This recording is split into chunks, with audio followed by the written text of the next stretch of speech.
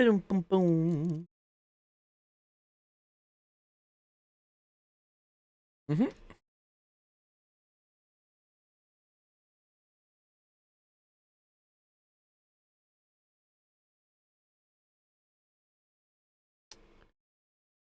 Go.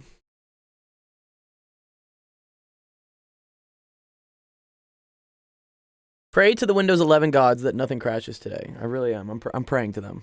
Please, Windows 11, be nice to me.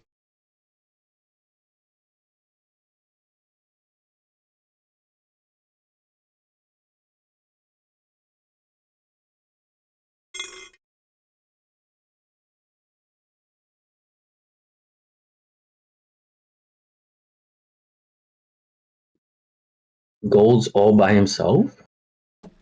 Oh, I think I'm just on time. Teacup's here too.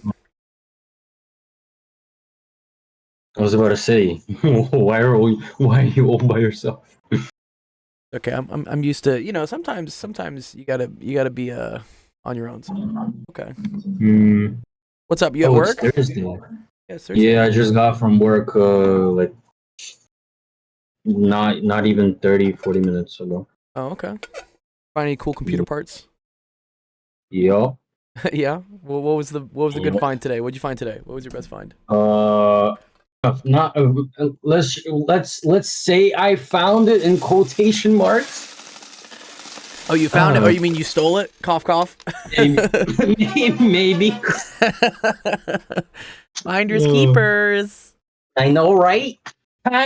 Finders keepers. So yeah, I found another SSD. Nice. I know. You put one in that laptop I bought you, right? You put a bigger SSD so you can like finally play. Yeah, that one I put in the laptop. I took another one because I found someone just threw away a all-in-one good computer. I don't know why. Just like a whole PC. Someone just like threw out a whole PC. Yeah. You sure it wasn't? You sure it wasn't Hunter Biden? Was it Hunter Biden's laptop, dude? Who knows? Hopefully, I will find some good stuff in there. He's like, all that stuff is for all that stuff is available on the internet for free, dude. You don't need to. I know, right? Y'all don't know the struggle back in the day when we really didn't have the internet for loading things, and so freaking buying CDs or shit. Yeah, and music, man. So we used to have these big like LAN parties, which is like we would all bring our computers to somebody's house, and we would hook everything up with network cables together. Because the internet wasn't fast enough for us to like transfer big files and play video games without lag. And yeah, it used to become this whole thing of like, oh, who's got the open shared folder on the network? And I'd be like, yeah, here's my whole music collection, go for it. And like, oh, who's got the biggest like movie collection? You know, this is before Netflix too. Like we used to be like, oh, who's got the Dark Knight in a IMAX rip or something? I got the Dark Knight on my CD. Yeah, what's up, Teacup? Yeah, no, it was, nowadays, dude, you just go on Netflix or Disney Plus or whatever, you watch whatever show you want. But back then, like, used to be like, yo, who has all the Sopranos, like, every season? And I'm like, yeah, Bro, ask Rand, he'll hook you up with the whole freaking SpongeBob movie. Yeah, well, he wants all the SpongeBob. Yeah, what's up with him and SpongeBob? I never watched. What's up? I can tell you the entire Across the Spider-Verse in a Discord embed. Wow. Wow. Yeah. I was like, I didn't even watch SpongeBob. Like, I didn't even have the channel when I was young. My parents just had like basic cable. I never watched SpongeBob either. Yeah. Bro, freaking Dr. Gold. Oh, did you posted something? Would you put this in office hours, Teacup? Yep. This is the whole Spider-Verse. Wow. Stolen.shoes. Stolen.shoes. That's Click the link. All right, I'm gonna do it. How long is it? Oh no, dude! You're joking me, dog. You're joking me, dude. This is what comes up. Oh, they took it down. You can't watch the entire movie anymore. What? This is what it is, dude. Who is this guy, dude? What is this guy saying? Sorry, that's what? David. That's the owner of Steam. That's what I get for working at Microsoft. Oh God, why is he so fat, bro? Oh, dude, I saw this great meme. It was birth of Steam meme. Bro, why is everybody leaving? Hello. Hey, what's going on? Hi, Pesha. Everyone's leaving because they don't need to know who this is. Yeah. Do you know? Have you seen this one before? The birth of Steam. Have you seen this meme? No. Okay. So, do you guys understand this meme? That's a good question. Do you guys understand what this meme is? What, they put it on a CD? Wait. Okay. So when Steam first, so back in the day, way back in the day, before probably some of you, Today we had floppy disks. right before some of y'all were probably born, honestly. In order to play a video game, you needed the disc. You needed the CD. You had to have the CD in the computer in order to play a game. The same way, like, like people still don't do that.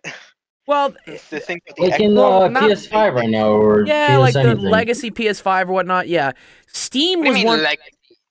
Oh yeah, isn't it? Because there's two versions, right? There's the disc version and the non-disc version. I think they call it like the legacy version, right? They call it the legacy. I bought that thing. Yeah. I have that thing. I forget. It's Wait, 100% which one did I get you, Nick? Which PS5 did I get you? Did I get you the one with the I I disc? gave Or you without? the one with the disc as well. I gave you the one with the disc. Okay, cool. Yeah. Yeah, The yeah. one with the better one. Yeah.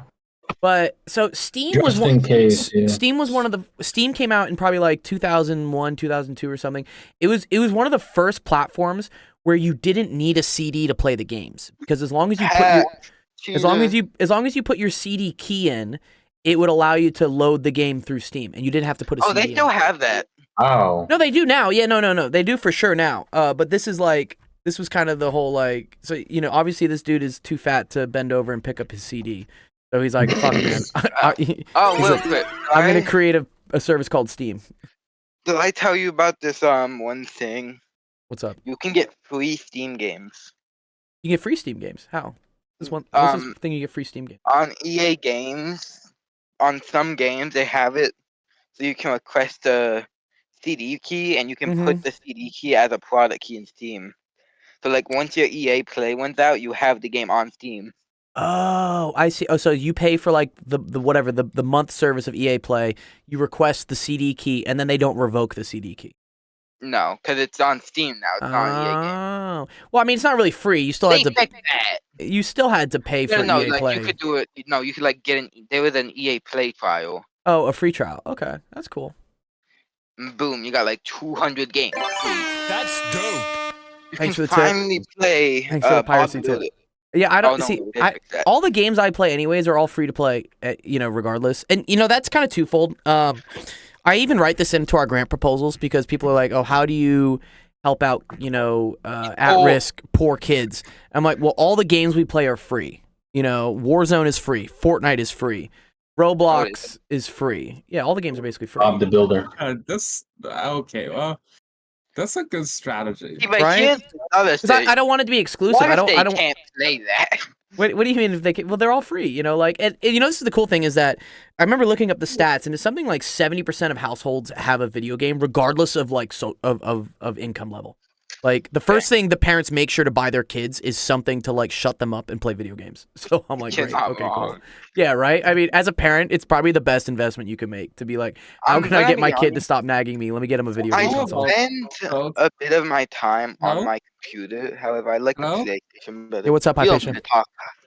Hi, Paige. I can hear you, dude. Can you hear me? I can. Yes, Hypatia, hi, I can hear hello. you. I can hear you. What's up? You good? Yeah. What's So up? how about like the subscription for that cloud streaming gaming thing? It's Yeah. not that much. It's like similar to your other prices.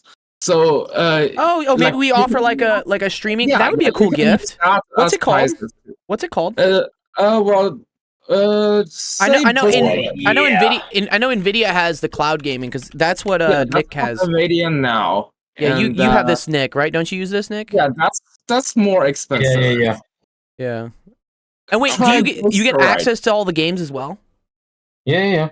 Oh. You can get it for free. Like if they are bought, like if you have to pay for it, you have to Oh have it. yeah. You have to pay for the game. Oh, you still have to buy the Yeah. game. Oh, okay. Yeah. Okay. So for instance, Yeah, I can't just pay Plus, you need to have whatever you're gonna play it on. You need a key for Downloaded. it. Like for example, you have Steam. Yes. You have to have it downloaded in. You have to have it downloaded on your computer for you to play through GeForce Now I onto Steam. see. I see. I need to try this Actually, sometime. I have a decent not PC, so I nice. don't really worry about this. Another You can, one you is can What's the try other one, right now. Hypatia? It's all free. Yeah, It's I'll try some. BOOSTEROID something like that. OID. Okay. Well, let's look. Like play Warzone. I'm sure if I go play Warzone on cloud gaming, something will come up. Let's see what comes up.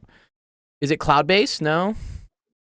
Boosteroid. Yeah, this one, Boosteroid. Boosteroid. Cool, let's look it up. Boosteroid. Oh, I there's think it was also the the first one. Xbox one. What Oh, that's the not hell? bad. From Yeah. €7 a month. Wow. Not bad. 7.5. So that one, if like say we get the funding, we can definitely give out prizes. Yeah, we could with- buy some licenses for this. Yeah, because I know some kids, like for Cool. instance, don't have a computer that's powerful enough to play Warzone, and this would really help. Yeah, and also computer- this thing is like there's no time limit to it, so it can be shared. Oh, okay, that's dope. So Yeah, maybe like, we can make if like a there's group just account or one something. person playing it, they can't be playing it all day long. So another person can go on while this first person is not playing it. Oh, that's very cool. Cool, Yeah, we I get have it's like a library card. request. What's up? What's the request, Teacup? What's up, dude? So look in Twitch chat. Oh, you want me to buy you a Steam Deck? My friend actually has a Steam Deck. Yeah, to replace that laptop you just mentioned. I mean, Steam Deck is just a Linux computer. Yeah, right. I Yeah, know, it's just running a Steam. SteamOS Linux computer. Wow, there's a big price difference. What? This is like double the price for what? 64 gigs versus 512. That's quite a difference. Yeah. Really? No, me personally, I just buy. Well, for like the 512 version, like when if Wow, you look buy at this! Look at this the- price difference, dude. Storage is not that expensive. Like what? You can buy a. Oh 200 yeah. No. This The one. reason the 512 and stuff is more expensive because it comes with like a different screen. like, some Oh! It's different hardware. It's not just different size. well, no, it's not really different hardware. Well, it has a better processor. It Yeah, has no, that's a- different hardware. That's different hardware for sure. I Yeah. see. No, that's not different hardware. That's just them being picky. Well, here, let's look. Look, Steam Deck buy. Let's see. You have to go off. You have to go on the official Steam website. I thought right they were. there, I thought scroll they that were Steam sold out for a very long time. Is what they were. They stopped. Oh, here we go. before Here that. we go. Here's the differences. Okay. Oh, they're Faster also, storage. They're 20% off for the summer sale, so you gotta buy me it now. Oh wow, this is actually not How's it bad. going? Yo, what's going on, Rampton? How's it going? Yo, with Dr. Gold, I need you to buy me a 512 gigabyte NVMe SSD, fastest storage, premium anti-glare S-Glass, exclusive Steam community profile about the exclusive virtual keyboard team for $519.20. That's 20% off for the summer sale, and I need you to buy There you it go. now. That's a good sale, actually. Honestly, should I make this like the Yeah, summer not just the summer prize? I mean, that's cool. I'm always down for like new things. Would this be a cool like I think the prize? summer sale ends soon, though. I know. Well, summer starts whenever I want it to start it. You know. Yeah. No, I mean like the actual summer sale on Steam ends soon. Oh, does it? Oh, okay. Let's see. Well, this says expected delivery date 1 to 2 weeks.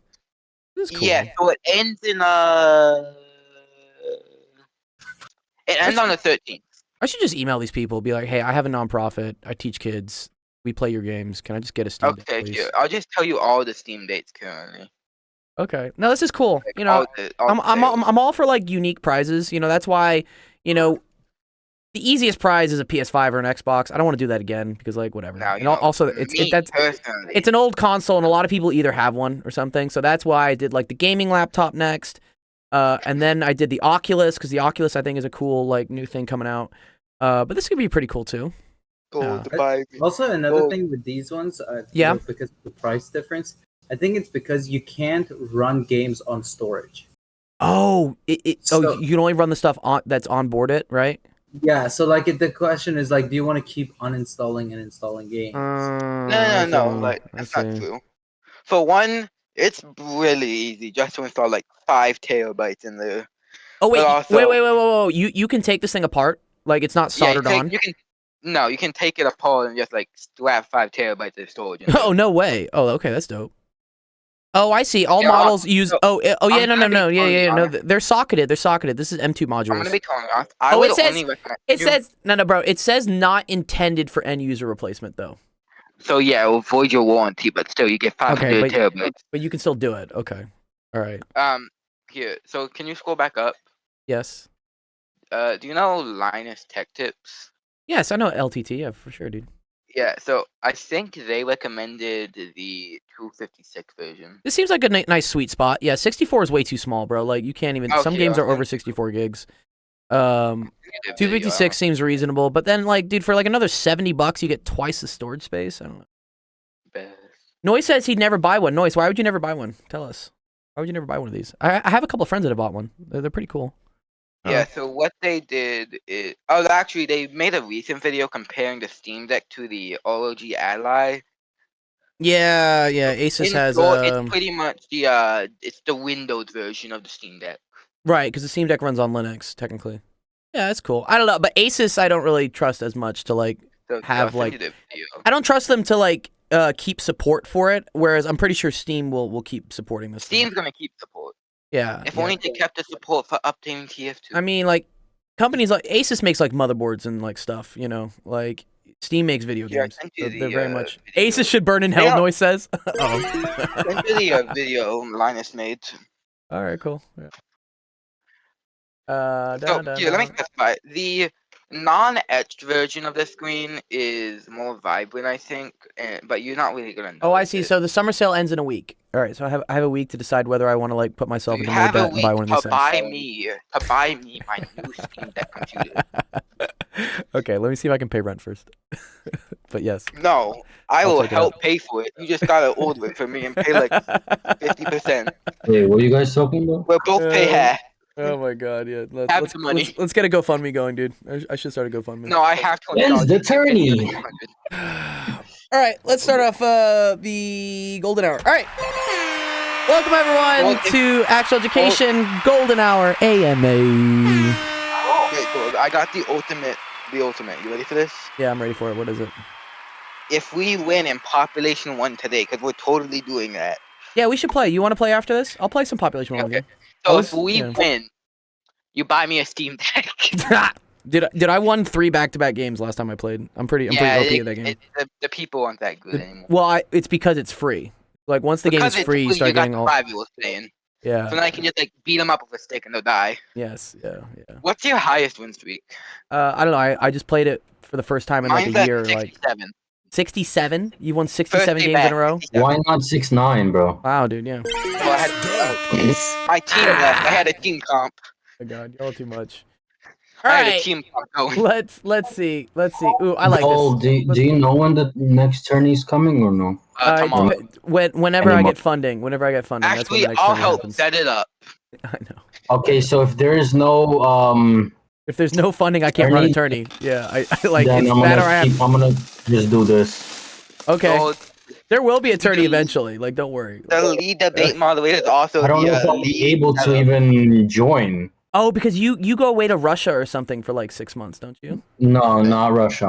I just need to like stop all gaming and all Discord to finish. Yeah, school. aspect. I'll That's buy. too I'll funny, win. dude. I'll win it Why for don't you do a healthy thing where like you do gaming and school at the same time? You know, not like Yeah, on-off I Cold do War. that. But just not let my mom know. Oh, okay. All right. All good. Whatever. You know, I can talk to your mom or something. I have talked to your mom. Like, So Yeah. check me out.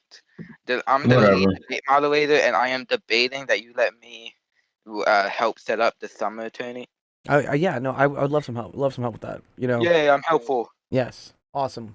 All right, cool. Let's go through some questions we got today. First one is from Teacup. Says, what is the role of artificial intelligence in space exploration? Ooh, okay. Where are these questions, by the way? Like, Oh, sorry. Yeah, they're always Yeah, I'll ping him. give it to you. ping him in it and whatnot. Actually, I'm not even gonna ping him for it. I can literally just link it to him, and he'll be able to access it. Okay, cool. Yeah, do that. Looking so office hours. What I always, maybe I should make a dedicated channel, Ramton, but like what I usually do is in the announcements, I'll put we're doing an AMA, and then here's a thread for you to dump all the questions in. That's what I do. Yeah, I sent it. Just an Wait, easy was it thing. Renton that wanted it, or was it her Yeah, patient? Ramton. No, I think Yeah, I Hypatia knows what posted it it is. It's in office hours. Yeah, he posted it too. Yeah. Role of AI in space exploration. Okay, that's pretty cool. Is it gonna be like Star Wars where you Hey, just press Ghost. a button? What's up, Dr. Hypatia? Go? Yes. Yeah, let me ask you a quick question. All right, what's your quick question? How have you ever tried this thing called wine sauce pasta? Wine? Oh, vodka sauce? Or like why do they put alcohol in a dish like a Oh, pasta? interesting. Okay. No, that's a good question. It's a good question. What's that? Yeah, I'm just ordering food, so I want. He's just ordering food. He wants to. Okay, so first of all, there is no actual alcohol in the food because the alcohol burns off in the process of cooking it. So alcohol has a very low. A la vodka. Yeah. Pasta? Yeah. We say like vodka sauce. Vodka sauce pasta is like really good. I love vodka sauce. It's my favorite. But it tastes nothing like vodka. Well, I mean, vodka doesn't really have a taste, anyways. It shouldn't. So this is sour or anything? No. If anything, if it's a wine, so wine is actually commonly used. What's it called? Man, there's a name for this. Like not braising or something. They use it to basically like to clean a pan off. Like the alcohol cleans the pan, right? It's Oh, okay, got it. Thanks for ordering food for me. Yes, you're welcome. What's it called, Rampton? Do you know? oh, god damn it, I forgot. Yeah, deglazing. It's called deglazing. Deglaze, yes. There you go. Yeah. So because when you're cooking something, Hypatia, like the pan ends up like kind of retaining a lot of the awesome shit and flavors that you're cooking, and you need something to get that off the pan, and alcohol is pretty good at doing that. But in the process, you end up burning off any of the alcohol. That's why you see like the flaming pan sometimes. That also only happens with stuff that's over 100 proof, which is cool. That's another like chemistry thing we can go over. I mean, you guys are over 50% alcohol. Exactly. Yeah. So if it's not over 50% alcohol, it will not ignite. It won't combust. That's where like the proof comes from. So 100 proof is like it will ignite. I thought because whiskey is like 40 and you can do no. flambés. Certain whiskeys are 40. Are 80 proof. Some are 100. Like some whiskeys are 100, 110. Some of the higher ones and whatnot. Like I think they call it like cask strength is what they call it. Cask strength whiskey. There's probably a picture of it somewhere. There's this. Oh wow. So look at this for instance, Rampton. So cask strength whiskey here is 55%. So this is 110 proof. So that's why this type of whiskey you could pour into a pan and it would ignite. Okay. Yeah. But yeah, if it's your standard vodka, which is all 80 proof, usually that stuff doesn't ignite. That's where that all comes from. It's a cool cooking technique they use, and they do it with wines too a lot for sauces because wine has some really nice flavors in it with grapes and stuff. Yeah. I do a lot of cooking as well. So another trick is if anyone for religious reasons they don't want to use what's it called? They don't want to use wine or alcohol to deglaze. You can always use what's it called? Vinegar as well. Especially if you have a lot of fat, the vinegar will dissolve the fat and you don't get a sour taste in it. So if you want to braise the meat instead of wine, you can always use vinegar. A good one is apple cider. Yeah. Okay. So, yeah, braising is browning the meat in oil and then using a liquid. Okay. Yeah. That's cool. I forgot you're super into cooking, aren't you, Rampton? That's cool. Yeah, a little bit. That's I have like a page also on Instagram that I used to post pictures on. I haven't posted in a while, but Noise says wow, this. Wait, I think I know. Like some there are universities specialized in cooking, right? Yes, yeah, cordon bleu and whatnot. There's all these like culinary courses and stuff you can do. Wow, that's Noise, so cool. Noise is posting 190 proof alcohol. He says that drink is for the weak. Is that absolute? No, it's this is 95% alcohol. At this point, like this is not even like enjoyable. This is like you're literally trying to poison yourself. Like, don't do this, please. Where's he even posting it? Like, in the Twitch chat. Sorry, yeah, he's posting in the Twitch chat. But yeah, this would be from Poland. Poland is like hardcore. My one Polish friend says that that Polish people are like cockroaches. Like you can't kill them. Like they keep surviving and whatnot. Like he's a self-declared cockroach. In college, we used to get, so you can't get this in California, it's illegal. In Texas, you could get it. It's called Everclear. Everclear is 190 proof, which is basically what you posted, Noise. and it's used for making like very big batches of mixed drinks. That's what they would do. The problem is that like if someone gets their hands on this and starts accidentally drinking it, they'll go to the hospital. Which happened to a friend of mine once, so not a good thing. Don't do it. Yeah. Don't do it. Anyways, okay, back to Teacup's question about AI and space exploration. Okay, what type of space exploration are we talking about? Are we talking about like sitting on the Earth and exploring the space, or like, you know, like going into spaceships and like exploring space? Because we do a lot like on Earth with tunnels. I might have a good answer to that. Yeah. Rampton, you go for it. Go for it. Again, this is because anytime you ask anything about like these questions, in order for someone to give you like the best possible answer, they need to be like an expert in this. Exactly. So it would be hard. But for one thing I can't think of is, so a lot of the times when you want to send some kind of like, what's it called? Some kind of a spaceship or something to a different planet or to somewhere else in the solar system, you pretty much need to do all of the calculations beforehand. Right. The reason is because there is going to be a delay. The further it is, like I think in Mars, there's like a 10-minute delay. So there's a 20-minute is going to be because you need to, what's it called? You need to be able to communicate back and forth. And communication can only travel as fast as the speed of light, right? Exactly. Which so I we think know. with Mars, as I said, it might be 10 minutes. Okay. How long it's going to take to like communicate with something that is in Mars orbit? Here they said 3 minutes to 22 minutes, depending on the position of the planets. That's a huge variation. Yeah, that's true. That's true, I guess. Wait, 3 minutes? It's a factor of 8? Okay. Oh Jesus, this website's Yeah, broken. so it could be depending on, because if they're in the closer part of the orbits. What's that? Aphelion, right? Aphelion and the something helion. Yeah, I guess. I mean, it would be depending on how far they are. I guess if it's also in the other side of the Mars and everything, it's going to be kind of like, or on the other side of the sun, it's going to be even harder. Okay. Yes, you're right. I forgot about that. Yeah. That make a huge difference. Yeah. So let's say 22-minute delay. I don't know if that's one way or that's two way, but let's say it's two ways. I think it's two way. I think they say 2-way delays. Yeah, 22 minutes. So yeah, I think the one that I've heard is like 10-minute each way, so that about 20 minutes. So anyways, if anything goes wrong, you're gonna know 10 minutes later, and you're gonna be able to send the solution for this, I guess, 10 minutes later. So even if you had really strong computing power, you would still have a 20-minute delay of information to be transacted between the device that the device that is in space and the one and on Earth.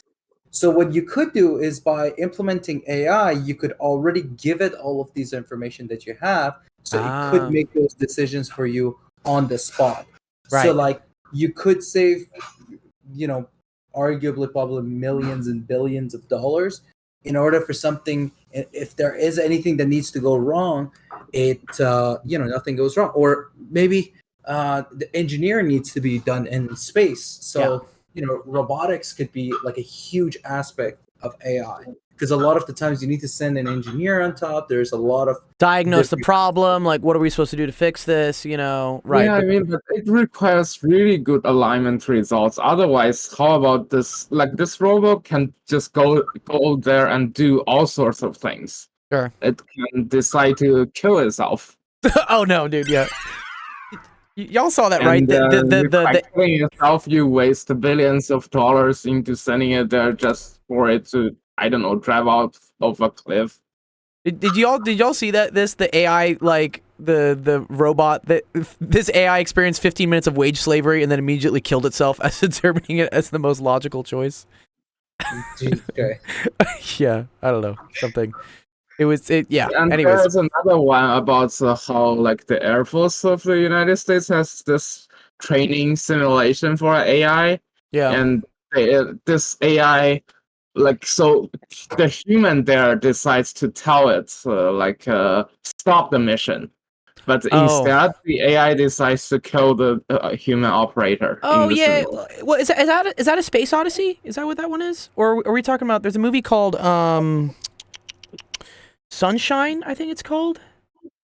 Oh man, It's the Space Odyssey, I think. Oh, Space Odyssey is one. Yeah. There's another one though where like they're trying to like restart the sun, and they're trying that to like alignment is really hard because once they introduce not killing the human operator into the reward model, you guess what the AI Sunshine. does next. Yeah. Like the AI decides to take out all the communication infrastructure so that the human cannot give it the order to stop. Yes. Yeah. Exactly. Yeah. This is AI gone rogue. But I don't think we'll get there yet. I think Rampton has a good point because wait, there was a Mars rover, right? That missed, right? Mars. It was trying to come in and it just like the calculations were off, right? I think so. I'm not quite sure. You remember this? And I think it was something. There was an error between converting inches to centimeters. I think that's what the error was. Oh my god. Yeah, no, I'm serious, dude. Like, if I could ever become a dictator, I would eliminate the inches system from the thing. Yeah, dude. Immediately. Dude, it was a metric math mistake. Yeah. Dude, yeah. That's literally what our first emperor thousands of years ago did in China. Really? You said like none of this shit, dude. No more. Oh my god, look at this. Yeah, $125 million, right? And they lost it because the acceleration readings measured in the English units of pounds per second squared was actually needing newtons per second squared. And then it just died. That's a big difference also. Yeah, right? Pounds to newtons? Like what? A factor of 10, right? Or a lot. I don't know if I should feel also the fact that I'm that my ideologies are aligned with the old emperor in China. Yeah, we should just be like, no more, dude. No more. What's this like 1 to 12? It's just a unit, honestly. Yeah, this actually speaks to a cool thing because just going off a tangent here, right? Because in China, right, Hypatia, like math is thought of differently because of how just the language is built, right, around numbers. Like it's a lot easier to be able to describe numbers. Multiply essentially. Well, not really. So remember when I was able to do like calculations in my head, like multiplying, or things like that. Like some of so. When I was in that age, we had this like pretty mandatory mathematical Olympiad training, and they tell you tricks about different kinds of mathematics. Some about doing arithmetics in your mind, or something about statistics, something about number theory, or something. Like, so you know how to say there is this integer, is it divisible by 3, is it divisible by 7, is it divisible by 11, 13, 14, something like that.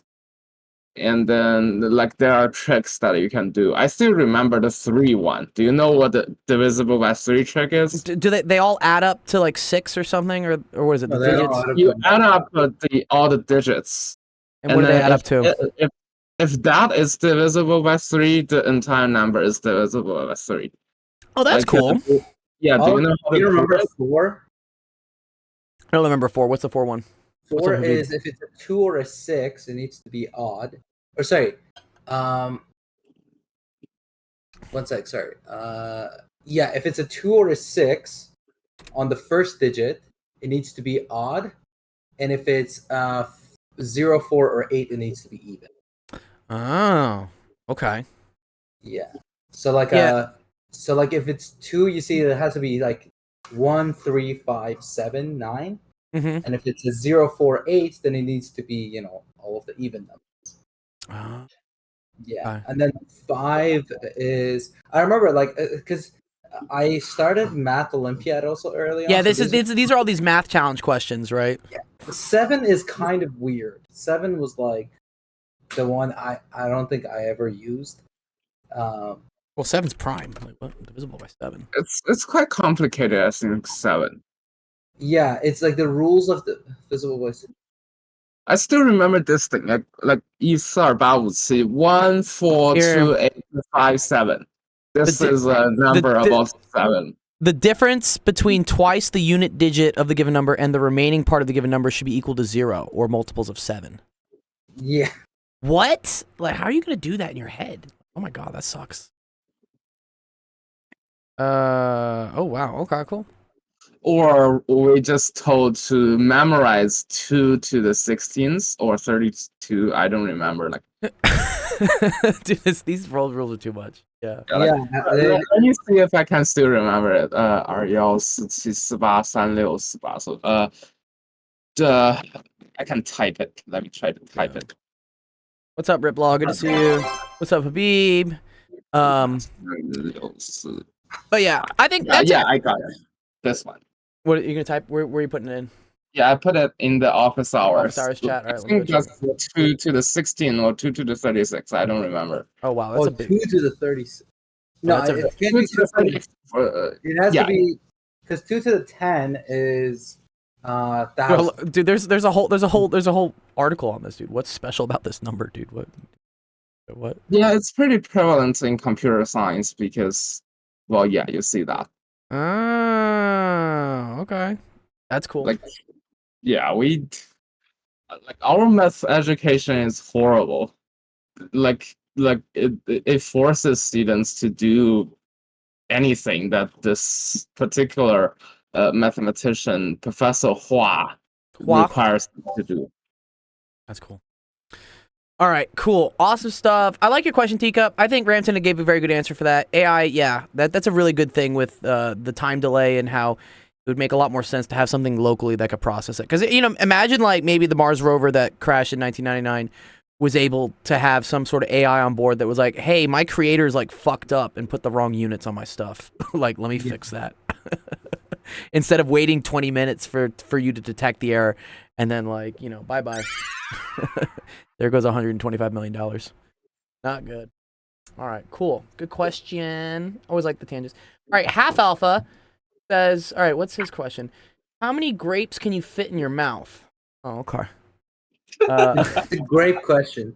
That's a great question, actually. I think I do have some stuff here. Actually. I got some golden grapes, maybe. I don't know. Like, golden grapes? Some golden grapes. Do you want to see how many of these I can fit in my mouth? Half Alpha. It's a stranger question, but I actually don't really know. Let's see. One. Oh. I think that's do you know if cheesecake tastes good? Do I know if cheesecake? It depends. It depends on where you're getting it from and what type of cheesecake. Yeah, I'm just going to order it. Yeah, it's a very situational question. It's saying answer 6, by the way. Answer 6. 6 only? I could only fit 6 of these grape things in my mouth. I have a tiny mouth. Like when I was a kid, I had to get all my teeth like pulled because I had like rows of teeth, like a shark. And they had to like remove teeth to make room for like my more teeth to come in. I have like my mom's like mouth size, my dad's teeth, which is like horrible. It's just big teeth with like small mouth. I can only fit 6. Anyways, going about cheesecake. I love cheesecake. Like sphere packing is actually a really important question. Do you know what sphere packing is? Imagine it's kind of like hexagons or something, right? Like there's this Ukrainian mathematician who just got the Fields Medal for it. Really? For sphere packing? That's cool. Yeah. What's his? Is it the lady? Yeah, Maria Vyazova. Yeah, Maria. Here, let's look it up. Fields Medal for spheres. Yeah, this was last year, right? Yeah. Yeah. This year it hasn't come out yet, I think. It would be even 4 years later because it's every 4 years. 8 and 24 dimensions? Like what? Why do we need to? What? What's the 24th dimension? So like it's a very complicated problem actually. Like so like how well you can fit spheres, and I think it's it's n-1 dimensional spheres into n dimensions. Is that correct, Hypatia? Well, like for 8 and 24, they are like these results are due to a special, like not sporadic. It's about a integral lattice, the existence of which has a consequence to the sphere packing configuration result. Yeah, when we say sphere, like what are the dimensions of the sphere? Also, are you saying Like for instance, sorry, a 6-dimensional sphere means that in 6 dimensions, the distance from the origin is the same everywhere. Is that what you're saying? Yeah. Like when I think of like the classic definition of a circle, right? It's all points that are the same distance from the center. Yes. So when we extrapolate this up to like, in 3 dimensions, this makes sense, right? But when we start talking about 5, 6, 7, 8 dimensions, there's still a distance, I guess, per se. You just add more square terms underneath the radical. Yes. But that's the same thing. That's what we're saying is a sphere? Yes, but like the higher the dimension goes, like it becomes very strange. For example, like it becomes further and further apart from a cube. So like think about 2-dimension, like the inscribed sphere and then the cube. Like a hypercube? But then you think about an actual cube in 3-dimensional and a sphere in it. So a circle and a square, and then compare it to a sphere and a cube. Like you can see, there are more free spaces. So in between. Gotcha. And then you go to even higher dimensions. The spheres becomes pointy. Like there, like within the cube, there will be more and more little hyper area or measure remain. Like pointy parts. Got it. Okay, cool. Yeah, and then that's why when you are packing sphere in the packing hyperspheres in higher dimensions, like the number explodes. So, like it increases very fast. Okay. And then in these like these gaps, right? I guess then you can fit more spheres per se, right? And then I think there is a YouTube video by another Fields medalist, Rich Borchardt, about how the sphere packing in the 24th and 8th dimension works. Why the 24 and 8? Like I know they're multiple. Like that's a times 3, right? Is that why? Like there is this lattice called E8. Okay, I've heard of E8. This one. If you want, you can. I'll watch it at some point. I'll post it for other people to watch if they want. Hi, Bishop. I have a question. So when you say sphere packing in 8 dimensions, are the dimensions of the sphere 7-dimensional then? Yeah. Well, it doesn't make sense if you want to pack circles in a cube. Like you can pack infinitely many of them. Okay. That's cool. Like, it doesn't make sense, but this one, well, yeah, like this video called sphere packing in 8 dimensions. Yeah, I posted the link in Twitch if people want to watch it later. I'm not gonna spend 30 minutes watching right now, but it's probably pretty cool. This guy's pretty cool. Borchardt is his name. Yeah, Borchardt is the person who solved the Monshai, I think. Oh, okay. The Monshai conjecture. I'm subscribed to his YouTube. Wow. I realized I've watched some of his videos. That's cool. I think his algebraic geometry series is quite good. It talks about things. I think I was looking at his videos for complex analysis and Zermelo-Fraenkel axioms because I still don't know. Well, set theory is a really deep topic. Like some of mathematicians hate it, some of mathematicians love it. Which area? I love it. Like I love category theory and set theory, which is really uncommon because if one likes category theory, they usually like novel foundations. I also like novel foundations, but I don't hate set theory. Like set theory has very important questions underlying it. Large cardinals, non-standard models, all of those.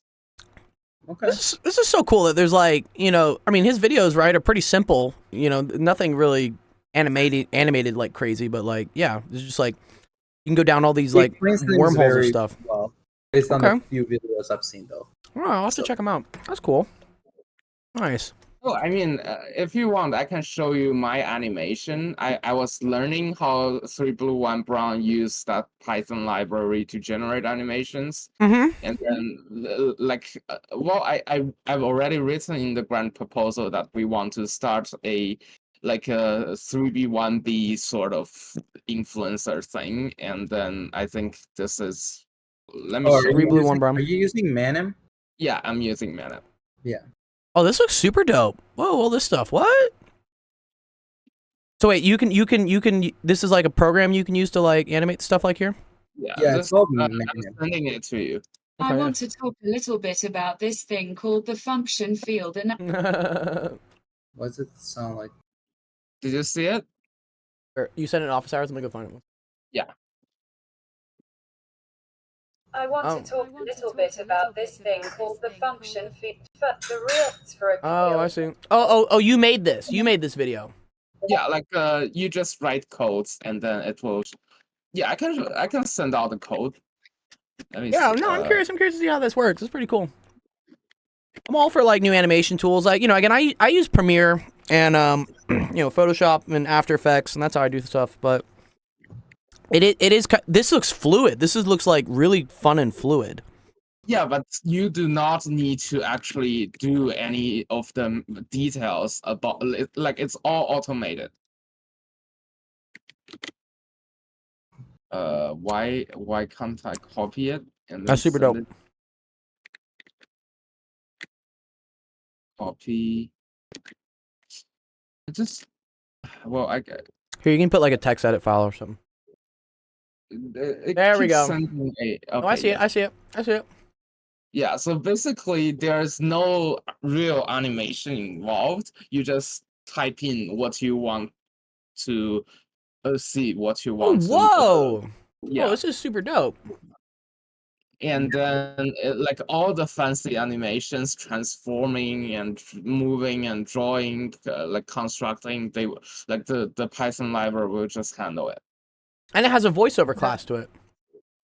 Yeah, you can plug all sorts of voiceover, including voiceover of yourself into it.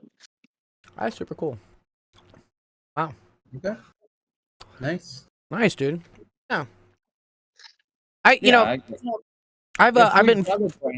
We can do these kinds of videos, and we can also develop games because right now there is a kind of like a progress in how AI assisted game development.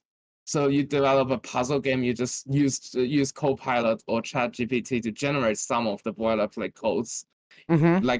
So right now it becomes exponentially increasingly feasible for one or two people, not professional, to develop games about whatever they want. Yeah, we were talking about this yesterday for Roblox. Like, you could maybe have ChatGPT generate the boilerplate stuff for Roblox.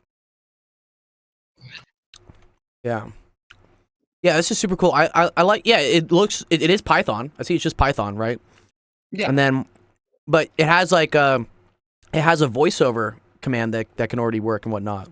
Yeah, you just spend 1 day or two with it, and then you will get a hang of it. It's really simple. How does it do the timing? How does it know, timing wise, when to show things and whatnot? You can tell it to do how long you want it to be, or I think there are several constants internal that you can that it just does it. I didn't change it.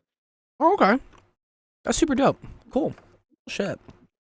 The entire point of this library is to make you think less about the animation details and more about the content you are doing. Yeah, no, I see. Because again, I have a lot of cool ideas with teaching certain topics and whatnot, but for me to make these these YouTube and TikTok videos, it is such a labor thing because I have to write the script and then I have to record myself saying the script, and that takes sometimes 5, 10, 15 tries because I'm always screwing up at some point. So and then, for your reference, this 1 minute clip, it took me about several hours to make it. But you get better. You get better eventually. With time, you get faster at it. I think if one gets fluent in it, it will be I think maybe under 1 hour you can make 1 minute or something like that. Yeah, that'd be cool. Yeah, because again, yeah, I have to come up with the idea. I have to write the script. I have to record myself saying the script. Then I have to do the animation, which is kind of hard to do. I do it manually sometimes with just Premiere and just moving shapes around. And then I have to edit it and everything. So yeah, a full video probably takes me maybe 5 or 6 hours to make. So also about the games, like look at the YouTube link I just sent you. Okay. So this is something I stumbled upon earlier. Like, I gotta give her the ads. I was thinking about if we can do a puzzle game, like a video game, but like a single player one about puzzles, like based on like the idea of this video. If you like you can maybe scroll to in the middle of the video, and then you can see what this idea is about. It's quite cool. Yeah. Ooh, sine and cosine. We do love sine and cosine. Oh, okay.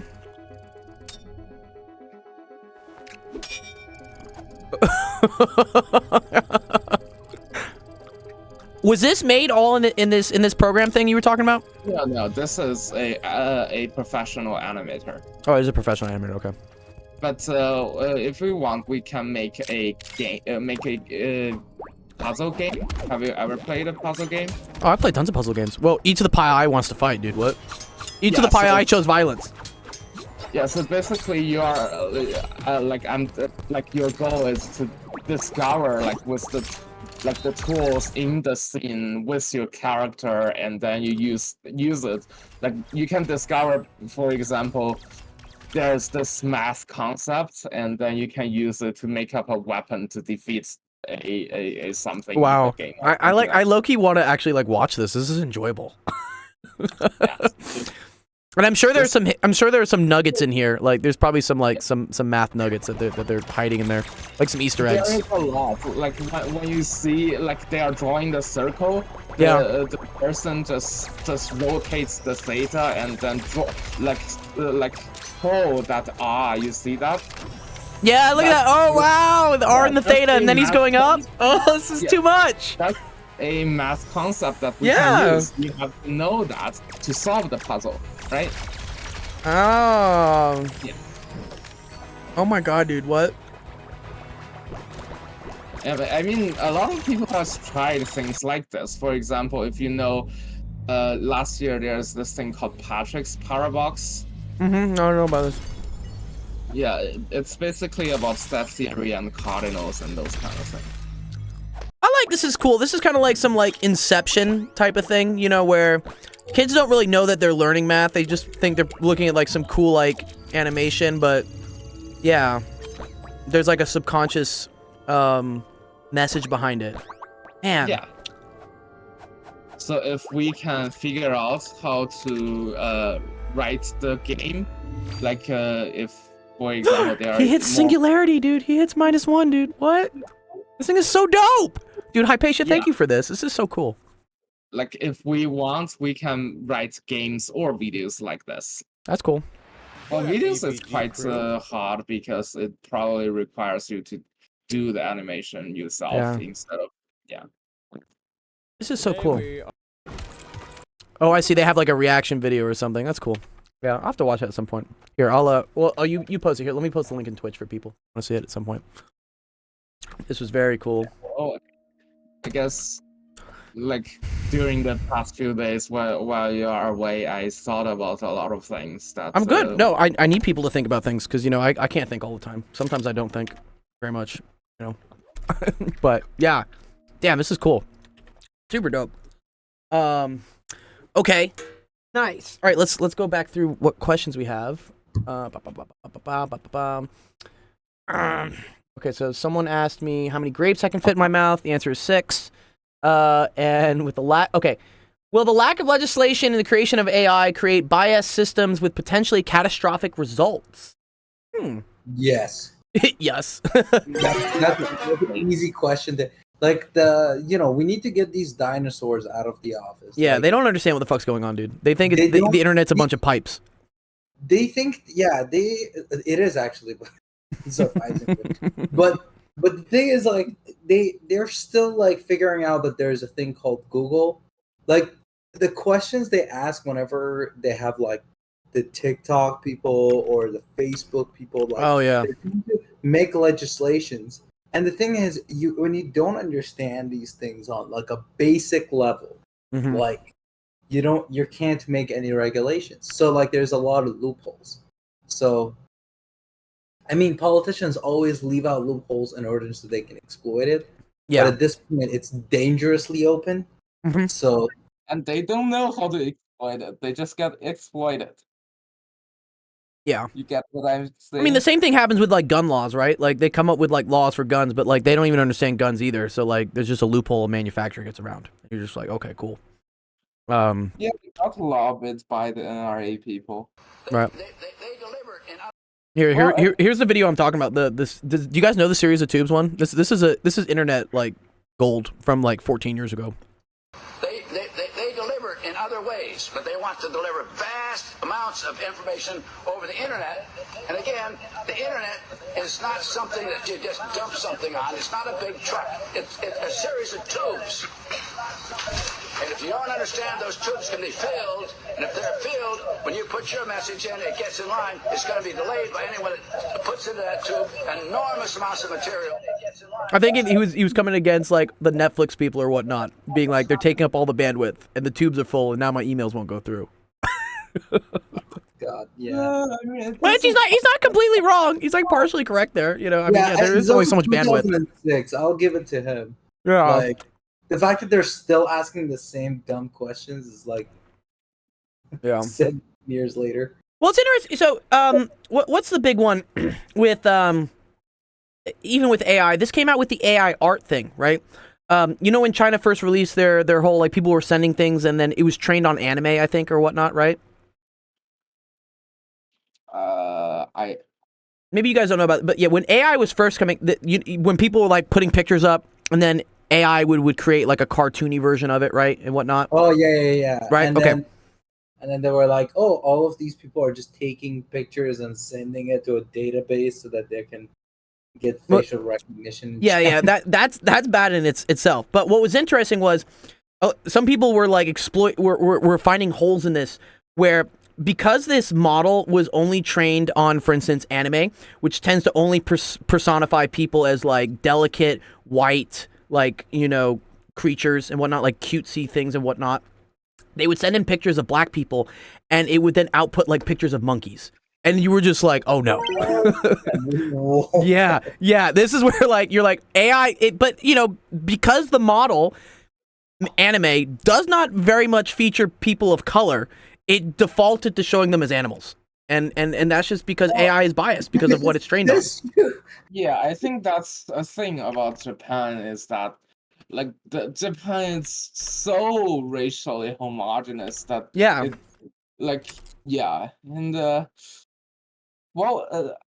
mean, there are some animation companies, KyoAni, for example, they are aware of this issue. They actually have statements about this and have characters reflecting diversity or something like that. I think KyoAni is also behind a lot of the LGBT-themed animes out there, like the lesbian ones, the gay ones.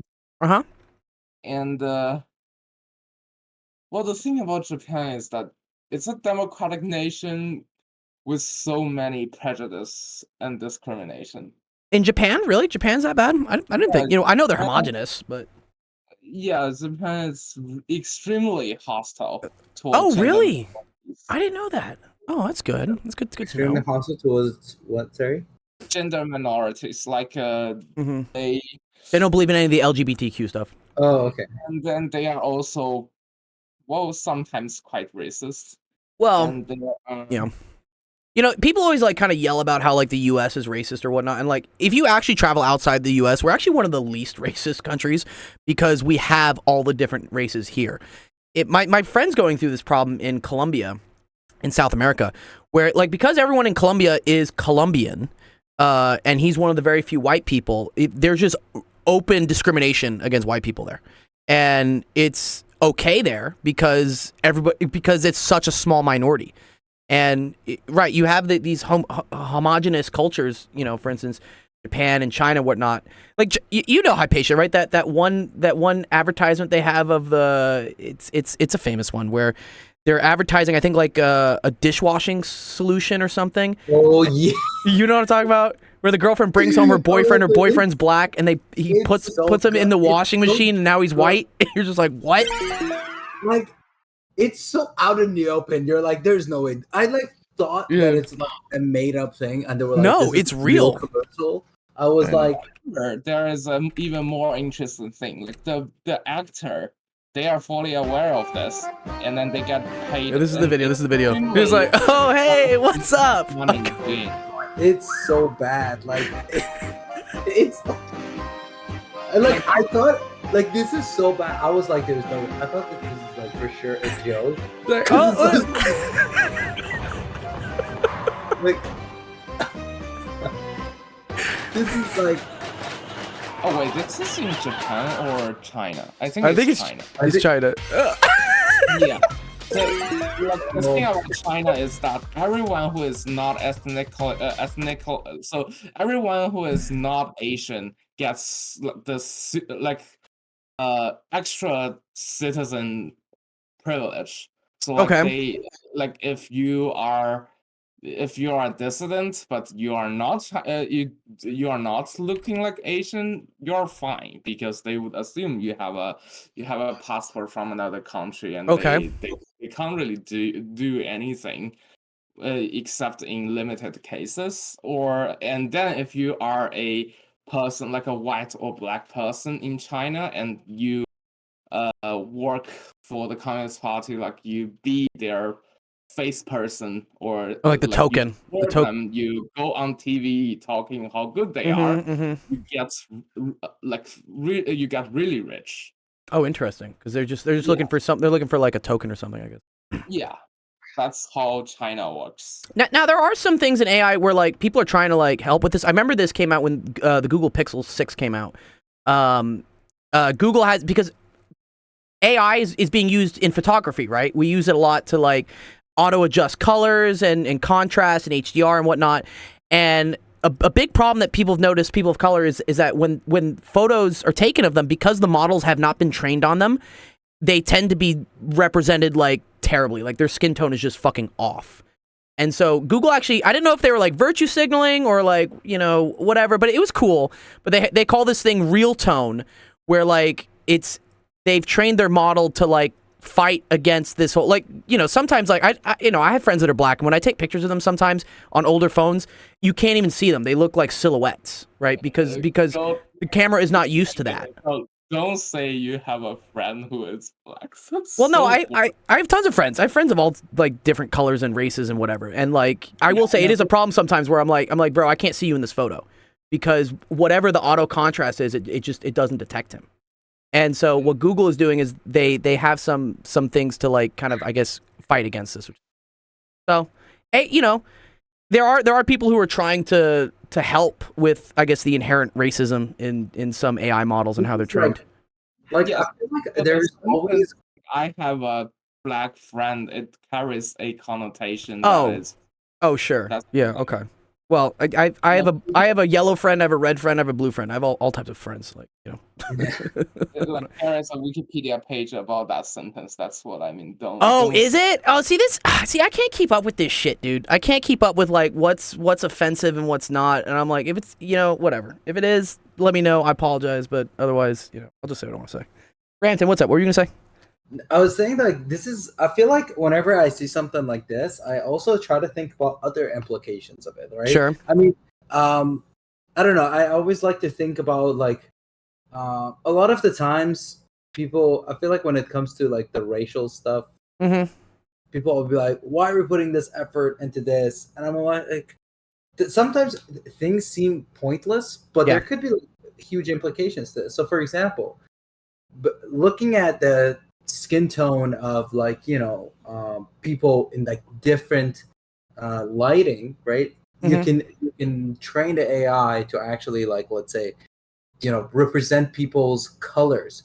really well, even though there's a massive color contrast. Right. And then I'm like, okay, this is great because, now photography is better. But then my immediate thought is like, what if this can be used in astronomy too, right? Because there's massive, lighting contrast.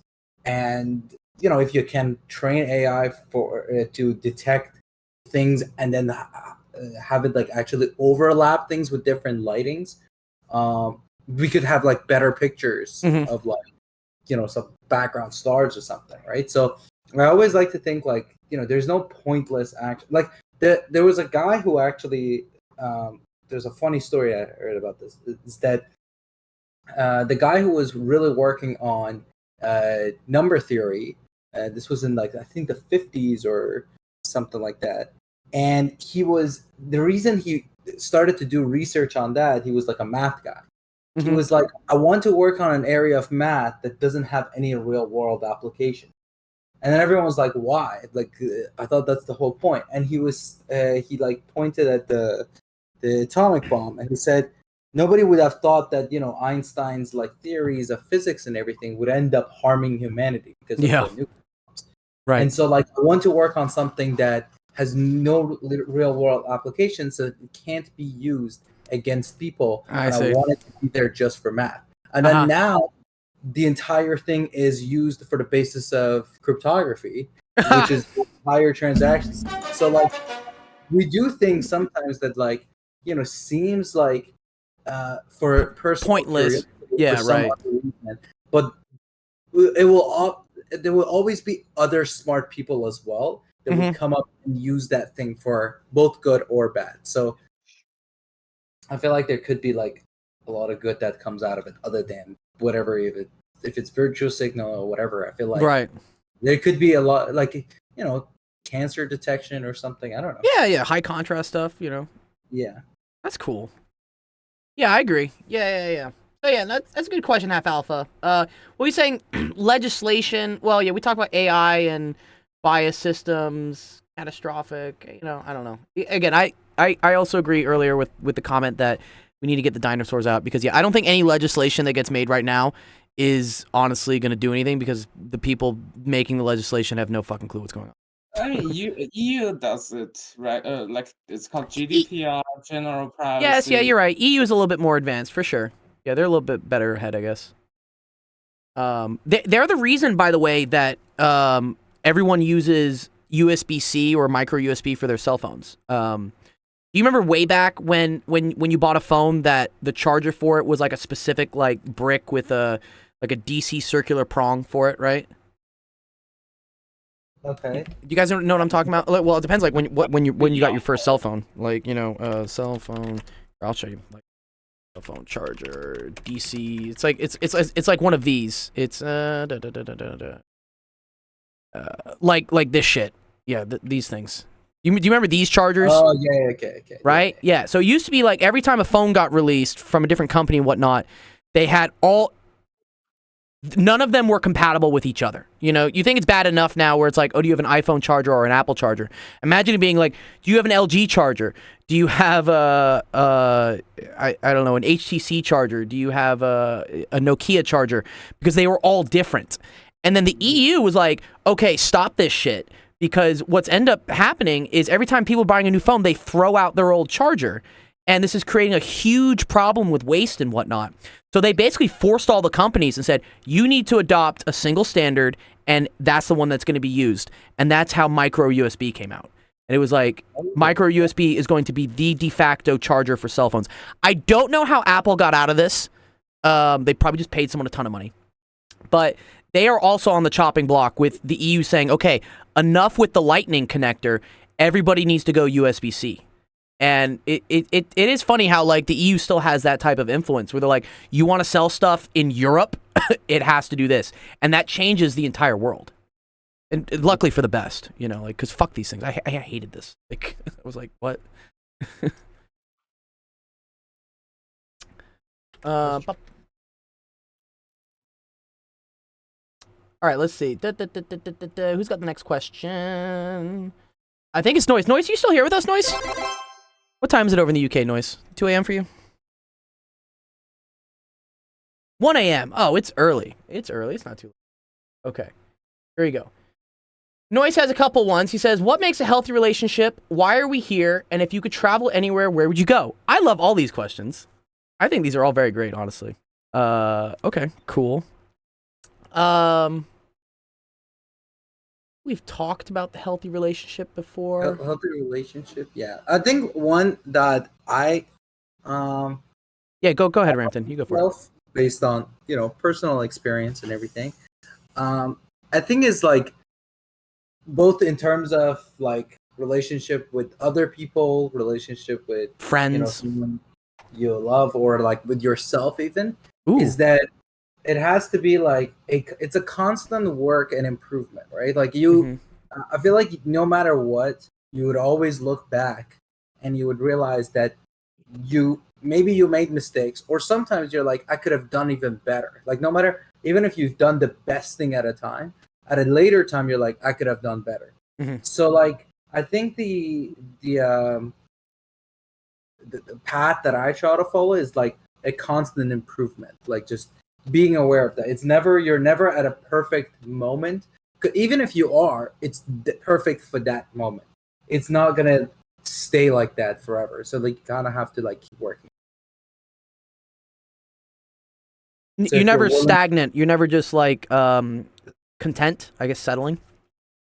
No. Being content is like one thing. No, like just improving, like knowing that adaptability needs to be done as time passes by, because like circumstances change, people change, a lot of variables take place, and if you are willing to kind of improve yourself, you can have a better relationship with yourself, you can have a better relationship with other people.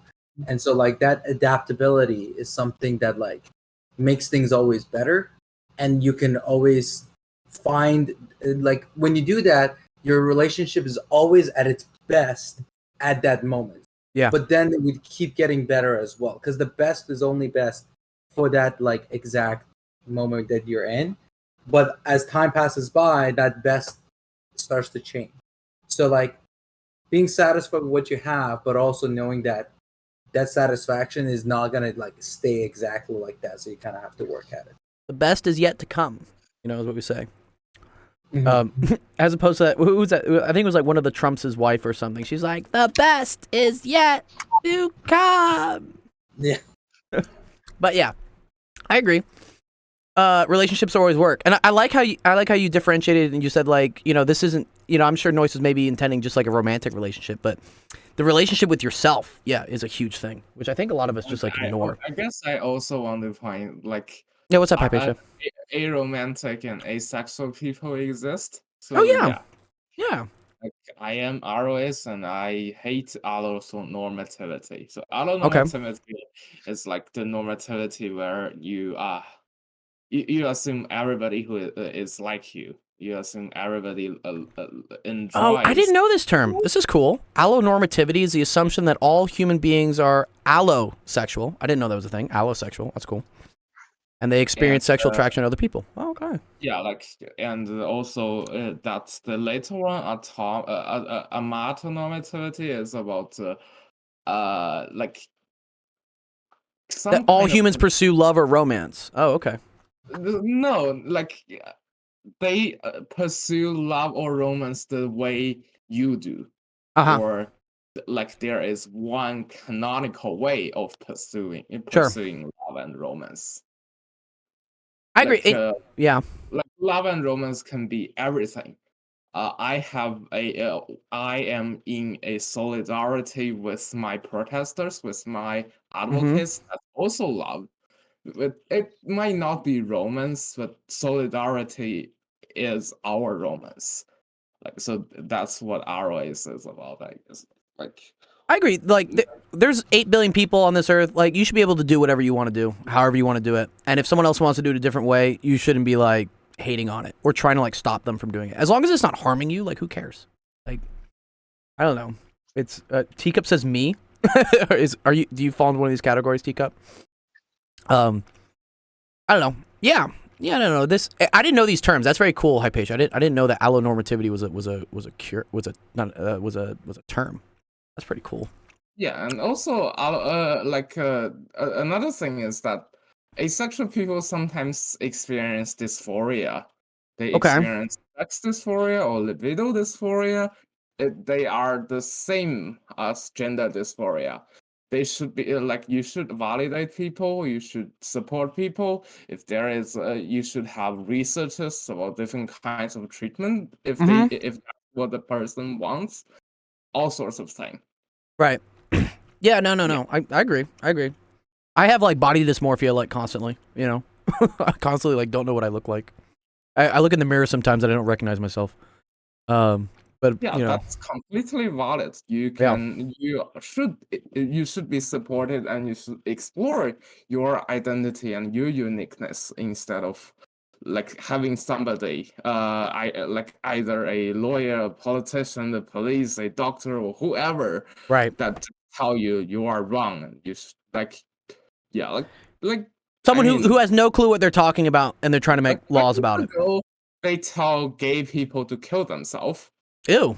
No. Or they kill themselves for them. And that's like the struggle never ends. Human rights work never ends. You know, this is where I wonder why is there that hate though? Why is, you know, I think I explored this with one of the students in my Discord once when they were talking about how like when they saw same-sex couples making out, it made them uncomfortable. And I said, well, that's okay. You know, that's all right to feel uncomfortable. I mean, you can feel uncomfortable about a lot of things, but maybe let's explore like why do you feel uncomfortable?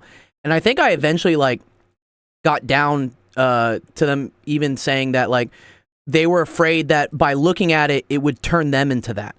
And I was like, no. First off, if you're afraid that watching gay people is going to make you gay, then you're probably gay. So like, it's okay. Like nothing is going to change you. You either are or you're not. Yeah,